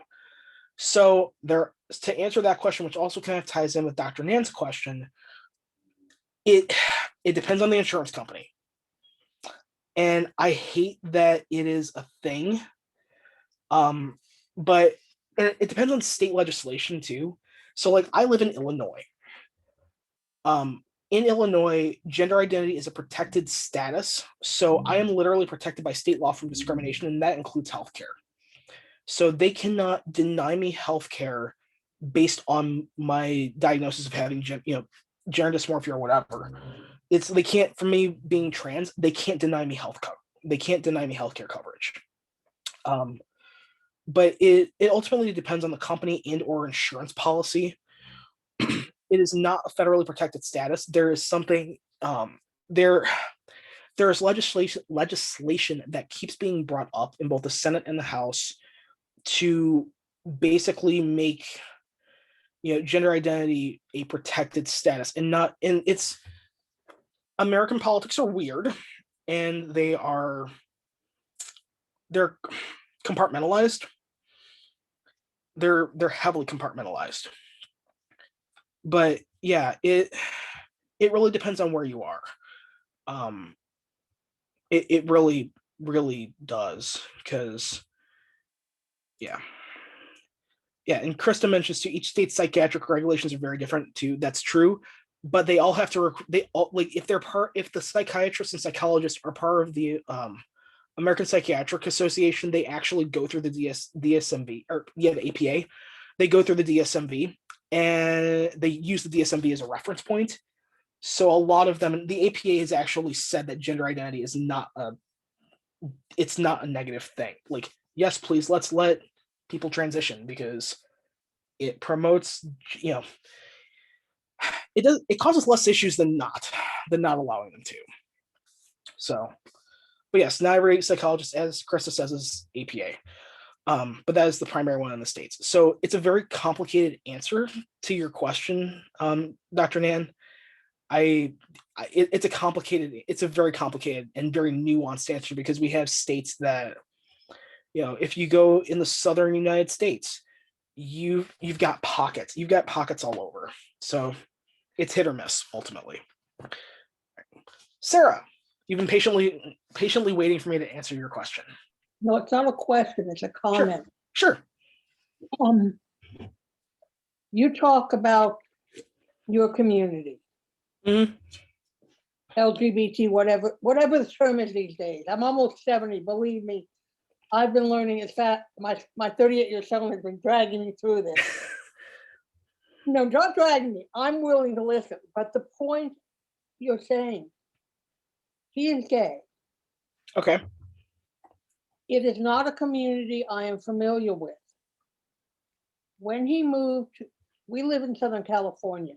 Okay. When he moved to the San Francisco area, I have a first cousin who is gay. Okay. I picked up the phone and said, Joe, teach him what I can't. Because I don't, I'm an outsider. And I grew up in a generation where you didn't talk about this stuff. I have friends who died from AIDS, and you didn't say that they died from AIDS. So it's an entirely different culture that I'm learning about. And I love people like you who are willing to run classes like this to help me understand. So, no, I'm sorry, please go ahead. And it's funny. You want to hear how he told me he was gay? Mom, I can't donate blood. Yeah. But that is a weird way to tell your mother you are. Yeah. But then this kid is one of those who was one of the top kids in his high school, you know, intellectually brilliant, socially, unfortunately, you know what goes with that. But the college he went to, there were 700 kids like him, you know, all this brilliance. And he was right in the middle. And he said, Mom, for the first time in my life, I feel normal. So first of all, thank you.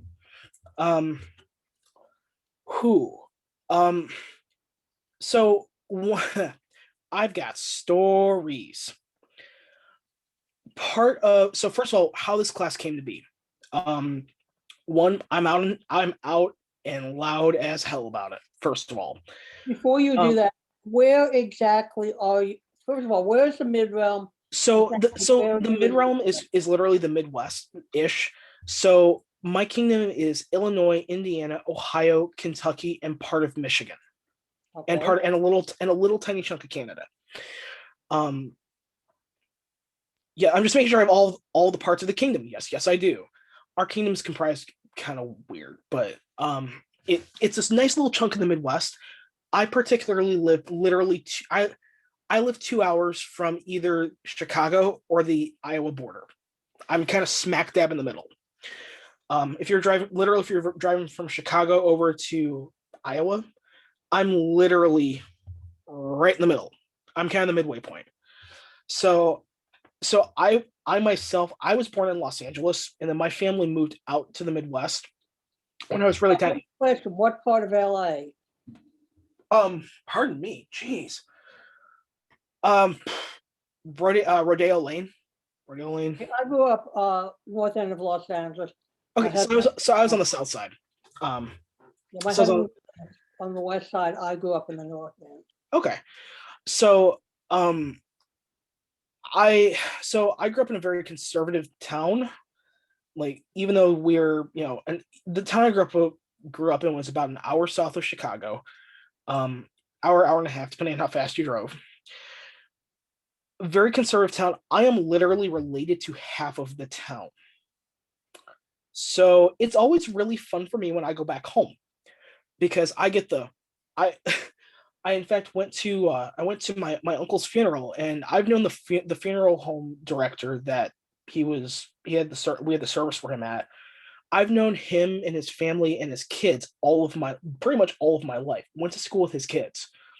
There was a real weird interaction where I'm kind of like, because I walked in, I didn't really say much, and I didn't really introduce myself because I was there to support. I was there to like pay my respects to my uncle, who I very beloved family member, and so I'm there, and like he stops me. I'm like, "Do I know you?" I'm like, "Yes, you do," because it had been several years since I'd been back to town, and I had the full beard and everything. Like I was, not nearly as well trimmed as I am now, but like I had a full beard. It's like, "Do I know you?" I'm like, yes, you do. I went to school with your kids. And just I was like, "How you doing?" "Well, I'm all right." But it was kind of a weird interaction because like watching people's brains wrap around that was very interesting. But this class actually started, like I said, because I'm out and proud as hell, and it's a thing. But so my mom is now a retired school teacher, or former school teacher, now retired. So educating people has always kind of been a thing. If you can teach them, why not? And more specifically, so this class originally started actually with there was no history component whatsoever. None. The history component is something that I started doing research on because I wanted to dig more into the history of transgender non-conforming individuals throughout history, because I think that sort of thing is cool. But this was originally like an hour long. Like I just allowed an hour for the class, part of it, really took about like 30 minutes because I was explaining terms and things like that and how you should interact with people during court and things of that nature, and that was it. But I allowed, half an hour, 20, 30 minutes for questions. So that was the first time I ever did the class, was at a small event locally, and it's kind of blossomed into this thing that's roughly 2 hours long. But it was literally intended to educate, because like I said, one of the things that we cherish and value in the SCA is education. We value each other as individuals, and that's so terribly important. And so, like I said earlier, I've said earlier before we started recording, I'm an unabashed furry. That's the other community that I participate in that is super accepting on the same level of the SCA. I went from one community to another, and I'm like, I don't know what to expect here, but I'm kind of down here for this ride. And again, I found a crazy awesome level of acceptance here, and people who are willing to meet me halfway and like have a cup of coffee with me. Normally when I do this class, I do it as kind of like a working lunch. I kind of do it as a lunch and learn, because grab a drink, grab something to eat, and let's talk. Because to me, some of these concepts are difficult for people. They are difficult for people to understand, especially if they've walked the earth for substantially longer than me.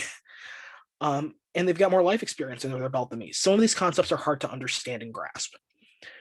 But having a fairly friendly face that people have already, like, especially in my kingdom, like, people already know me, not necessarily because I'm a landed baron or landed nobility, rather. I'm trying to make a lot of my language more gender neutral, because that's a thing that I'm trying to do personally. But a lot of, not just because I'm landed nobility, but because I'm that friendly person that's like, hey, how you doing today? I'm gonna go over to Litchfield. You want to go with me? Or hey, I'm gonna go out to the archery range. Want to go with me? And I'll chat, and I'm the person that usually does a lot of demos in my area because I'm friendly and bouncy and go have fun. But so it made it a very easy transition for me to go, okay, I'm going to teach a thing because I can speak to this. I have lived experience. And most people that meet me automatically assume off the bat that I'm male, and don't think, they assume I'm cis masculine, or cis male rather, and they don't make any assumptions whatsoever when they meet me in person. And then we start talking, and then they get to know me better. It's like, oh, I had no idea. Well, that's kind of the point, but let me break this down for you. And then the conversation starts, and then we can have more open dialogue.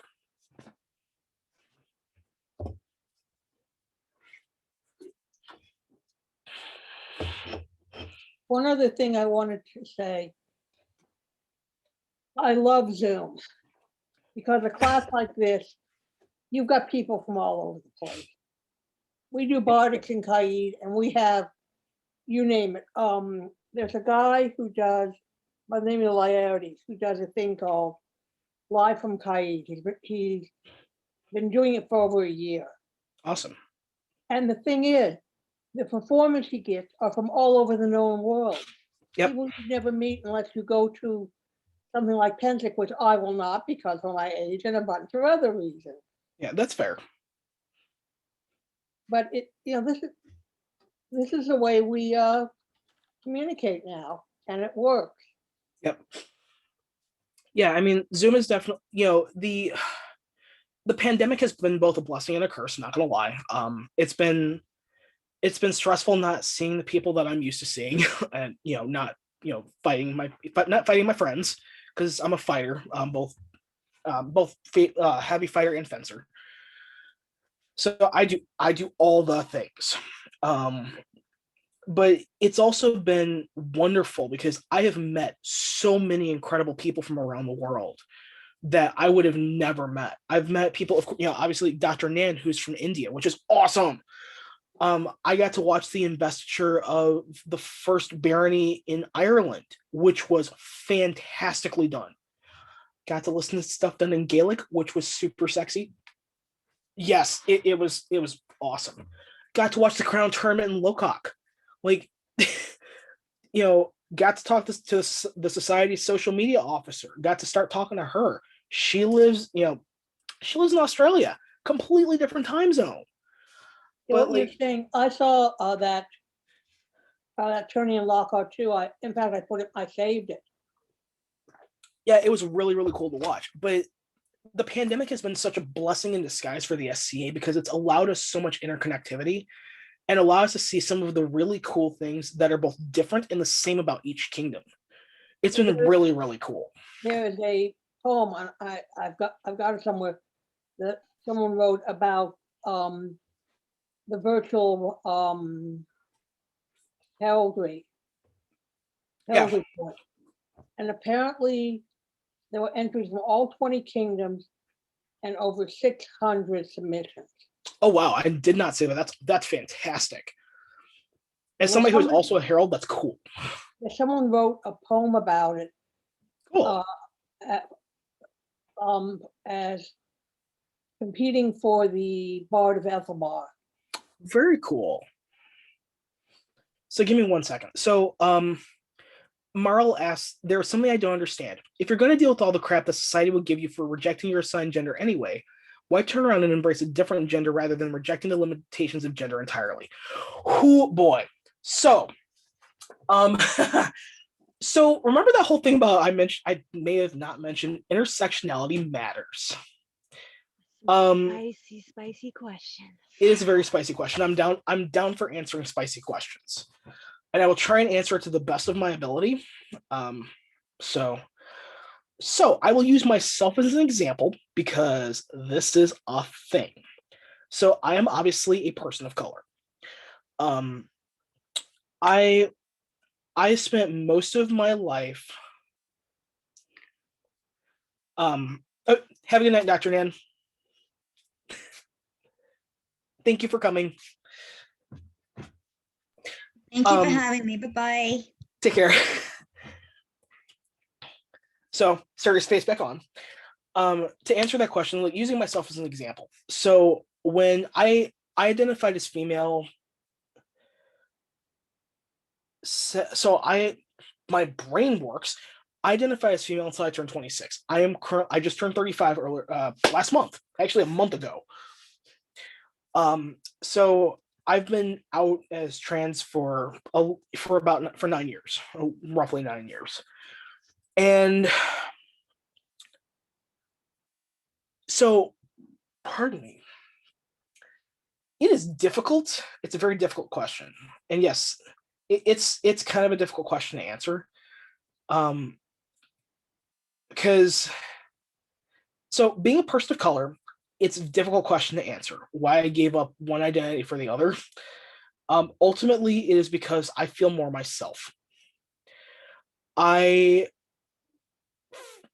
was not happy identifying as female at all. So case in point, 18 years old, getting ready to graduate high school. I want to go to prom.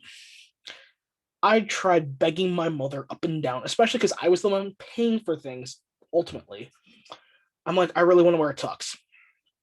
So, in the fall the fall of my senior year, I came out as a lesbian. So my gender identity and my sexual orientation have spanned the spectrum, depending on like how I progress as a person. So I came out as a lesbian in fall of 2003, and it was I got the whole "you're going to hell, you're going to destroy this family," blah blah blah blah blah blah blah. Obviously, I didn't destroy the family. I didn't go to hell. Although, right now with the pandemic, it's really questionable. Either way, I just basically said, I got a flame-proof cloak. Cloaks look good on me. Let's go for this ride. So, Marl asks, I get the not happiest female part. It's more why male than non-binary. We're gonna get there. So, so my mother absolutely refused to let me wear a tux. I was crushed. I hated it. I got this. So the dress I selected was gorgeous. I hated it.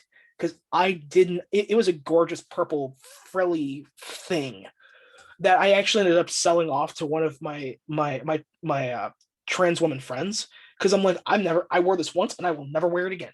And it has decreased in value. Here you go. Sold it to her at a complete discount. Totally good with that. Because she'll get more use out of it than I will. Anywho, so wore this dress, was absolutely miserable. In my prom picture that my mother made me take, gorgeous springtime day, I was in makeup, hair pressed, hated it. I look unhappy. I have a picture on my DeviantArt account because it was a thing. I was young, I was dumb, it was a thing. But there's a picture of me and I was pissed. I was blatantly pissed off. Not happy about it. So cool, whatever. I'll deal with this. Whatever. So fast forward to that fall.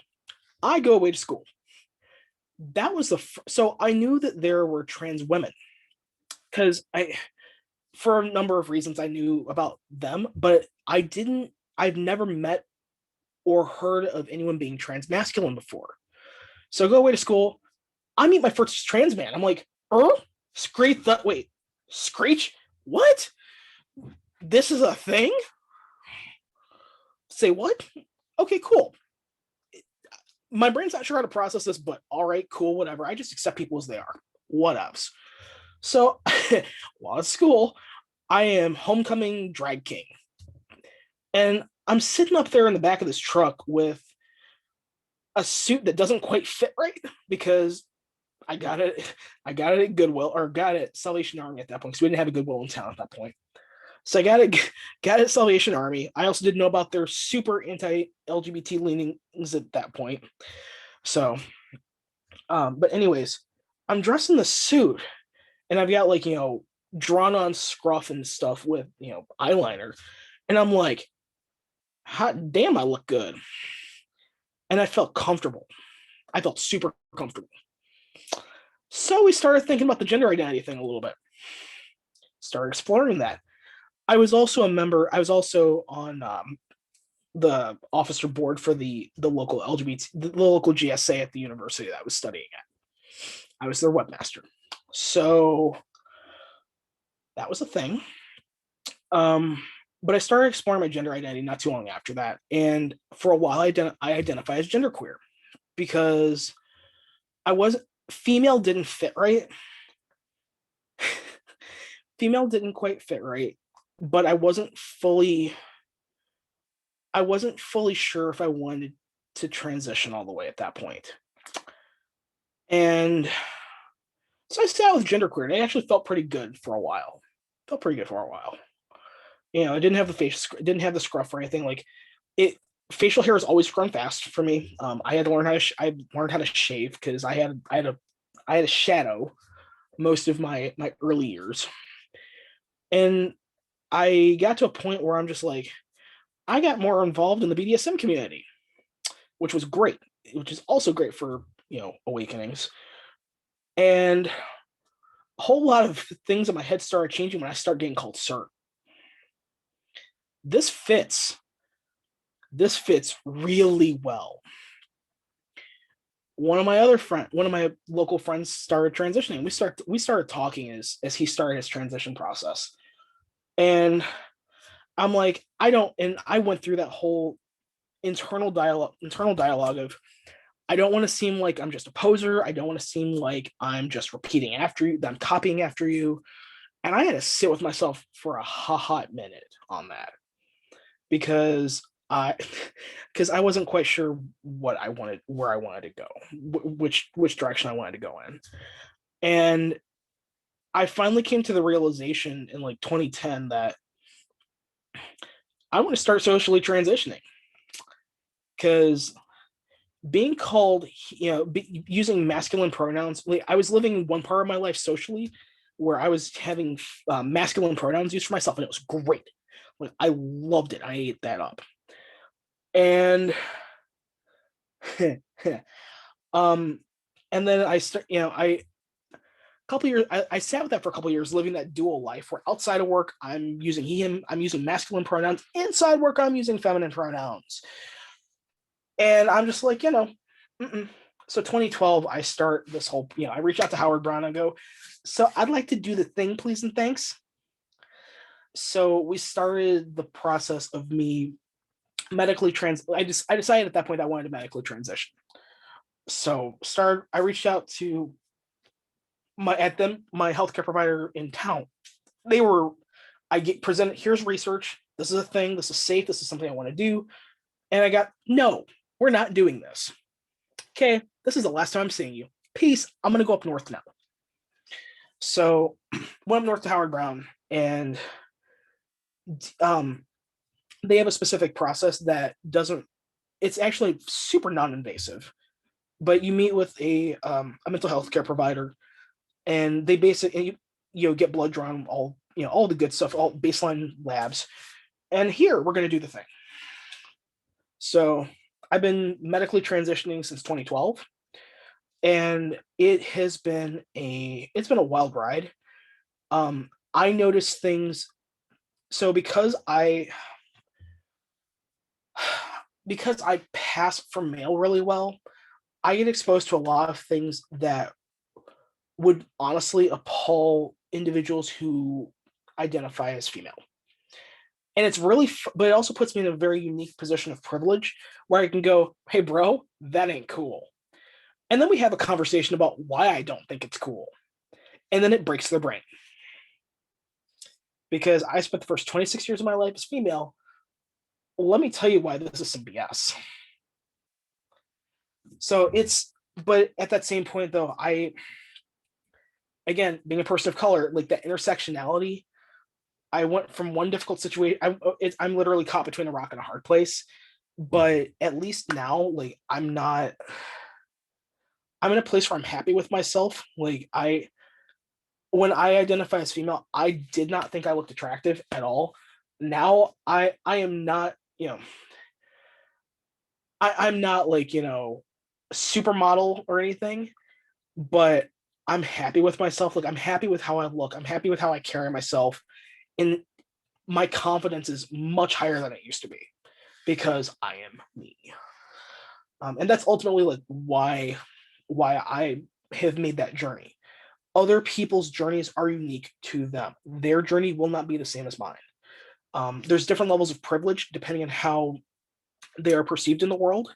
So someone who is not a person of color, who is white, is going to have a much easier time of transitioning in either direction or not, or however their journey proceeds, than I will. It is still not necessarily an easy thing to do, because especially if you are someone who is identified as male at birth, assigned male at birth, and you're moving to the other, middle or other side of the spectrum, or just saying screw gender roles entirely, there's still a lot of stigma there. There is a ridiculous amount of stigma there, and there's a lot of risk.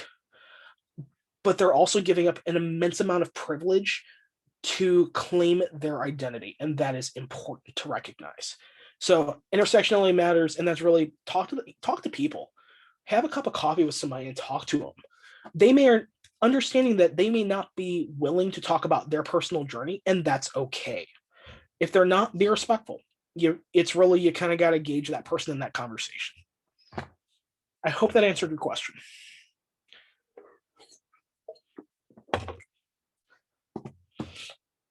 Are there any more questions? We were just going to comment, you are a very handsome man. Are very. So His Excellency is a good judge of beard. Your beard. So real quick, so actually I wanna point something out too. So Zavanar actually mentions that oftentimes it isn't a choice, and they are absolutely correct. I don't know which pronouns to address you with, so I apologize for that. So she mentions that oftentimes it isn't a choice, and she's absolutely correct. That is one of the reasons why there was such a huge push with the DSMB, is that it's not necessarily a choice. It is a matter of survival a lot of times for trans and gender non-conforming people, because honestly, there is more harm in not allowing somebody to become themselves. It's basically like you're asking them to. It's causing a lot more harm than good. Long story short. But yeah, exactly. So Chaos mentioned that we're working to make it commonplace growing to who you are. That's exactly it. the more people are visible to their safety and comfort levels. Do not out someone. That's one of my sticking points. Like, don't, we are basically creating a safer space for those who are younger than us to come after. And so that's one of the reasons why, for me at least, it's so important that I'm visible. It's so important that I teach this class, because we are literally blazing that path for whoever's going to come behind us. We are being, just like everyone before us, like, we hold up stories of like Duke Fleeg, of, Duke Ryadoc. We all have these legends in our kingdoms who have blazed the paths before us, and we are those people for the people, our youth, essentially. So by creating spaces that are welcoming, that are accepting of them, that makes all the difference. Sarah. I live in a town that, let's put it this way, a number of people have Confederate flags. Ukipe is one of the whitest towns you'll find in San Bernardino County. You can imagine how my son, he was 21 when he finally realized where he realized before then, but it took him until he was 21 and almost 4 years of college, and having lived in this town for his whole life. What a difference it made for him. And then he decided he wanted to move north, so he did. And he's living in the Bay Area, and he's happy as anything. He's got a bunch of friends, and he doesn't have to hide who he is. Yeah. And he's 3 years older than you. Yeah, it's a thing. So like where I live currently, even though I live about 2 hours west of Chicago, I live in a tiny little hub of liberalism where I live in a university town, and then surrounding us is cornfields. So I have people who have 45 flags and have Confederate, stars and bars like running through town from time to time. It gets really stressful. It gets to be kind of stressful with that. But like I said, thankfully, thankfully the city that I live in is very accepting. Like, as far as like Illinois, it was literally the first city in Illinois to have non-discrimination ordinances on the books in the early 90s, because of the fact that it's a university town, and members of the university community say, yeah, no, this is what we're doing. So one of the things I think you'll appreciate, California is putting in a law. It is allowed, but they're putting it into law that Native Americans are allowed to wear tribal regalia at high school graduation. I have opinions on that, and honestly, it should have been done a long time ago, because that is. No, the law already exists, but. Gotcha. It already exists, but they're putting it in. It exists, but they're putting it into law. Oh, they're codifying it. That's codifying awesome. They're codifying it. It's long over. Honestly, it's long overdue. Yeah. That's a whole nother discussion entirely. Like, I am happy to have that discussion about race another time. I would prefer to do that one as a panel, just because like my experience is unique to me. Yes. But because as a Black man in America, my experience is going to be different than other people, especially if they're First Nations, or especially if they're part of Pacific Islander or Asian communities. Well, one of the things that you're saying, I think, is very true. Everybody's story is different. Yes. And we grow by telling our stories, by being willing to sit down at a campfire at an event, which unfortunately we won't be able to do for a while, because I think the society said 150 maximum at an event. Pardon me. I mean, for right now. So like right now, we are definitely in a transitional phase with COVID. And, officially, I like the restrictions that the society has come up with. I think they're a good compromise. I've studied risk management, or been involved in risk management, for way too bloody long. Either risk management or emergency response. Like, I've done that for 14 years, like in some fashion. So I I'm very much I'm in favor of like the mitigations they have in place, super in favor of it. But until we are able to gather in person, because it is going to be a little bit, like having these sorts of conversations where we can gather on Zoom and or Teams or whatever the venue is, and we can have these conversations not quite face to face, but still like we're able to see each other and we're able to hear each other and we're able to have that free exchange of ideas where, I mean, yeah, we have lag to contend with, but we're still able to communicate back and forth and have the sort of open dialogue that really needs to be had before we do get to that point in front of the campfire. I'm really glad to hear that Illinois is getting a little more progressive about things. You're from not too far from where I'm originally from, I'm pretty sure. I've got a cousin back there who's trans that has had a rough go of it. If you want to put them in contact with me, I'm open to that. Because it's a thing. Like the community tends to, we tend to protect our own. We tend to help out our own. Like even if we can't like do something immediate, like we'll say, hey, here's a resource. So depending on where they're at, things are getting better. There are definitely more progressive measures being taken. The whole there's definitely some very large pockets that need to be taken out to the woods, but we won't go into that right now. I'm originally from Normal, and Okay. you would think College Town would move a little faster than they have been. Yeah, they're slowly getting better.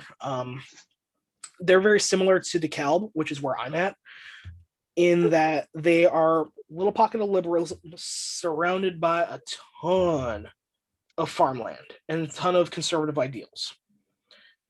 But they like the actual university community has gotten better. Like they really are. And the fact that they're not too far from Champaign-Urbana doesn't hurt either. I'm going to actually stop the recording of the class, and we'll call the class portion of it over. Sure. If we want to continue having a conversation, I'm more than happy to keep it open. Perfectly fine. People may not be comfortable with. Sure. No, I'm good with that. So. Can I make a statement before he ends the recording? Sure. I was going to say, I really appreciate your willingness to talk to us about this. I know that it is a deeply personal, and I imagine it makes anybody feel vulnerable talking about these aspects of their lives in general. And I really appreciate, like you said, sitting down and having coffee with somebody. Yeah. You still have to get to the point where you can sit down with that person and have coffee. Yeah. And so being able to ask questions, and yes, I really appreciate it. Thank you. It is absolutely my pleasure. Like I said, I am like open and out in every aspect of my life at this point. So I don't have a problem doing that. Like not everyone's comfortable doing that, and that's okay. Like I feel comfortable talking about this particular part of my life because it is important to me that I don't mind opening myself up to that vulnerability and doing that emotional labor for this component, because there is still a lot of work that needs to be done. Other facets of my life, I basically tell you, go Google that. That is fine. That is fine. Yeah. But yeah, no, it's absolutely my pleasure. And thank you all for inviting me. Like I haven't had a large group like this in a hot minute, and I like it. Like I like people who ask me questions. Well, like I said, we're delighted to have you join us. Clovis, you may end the recording.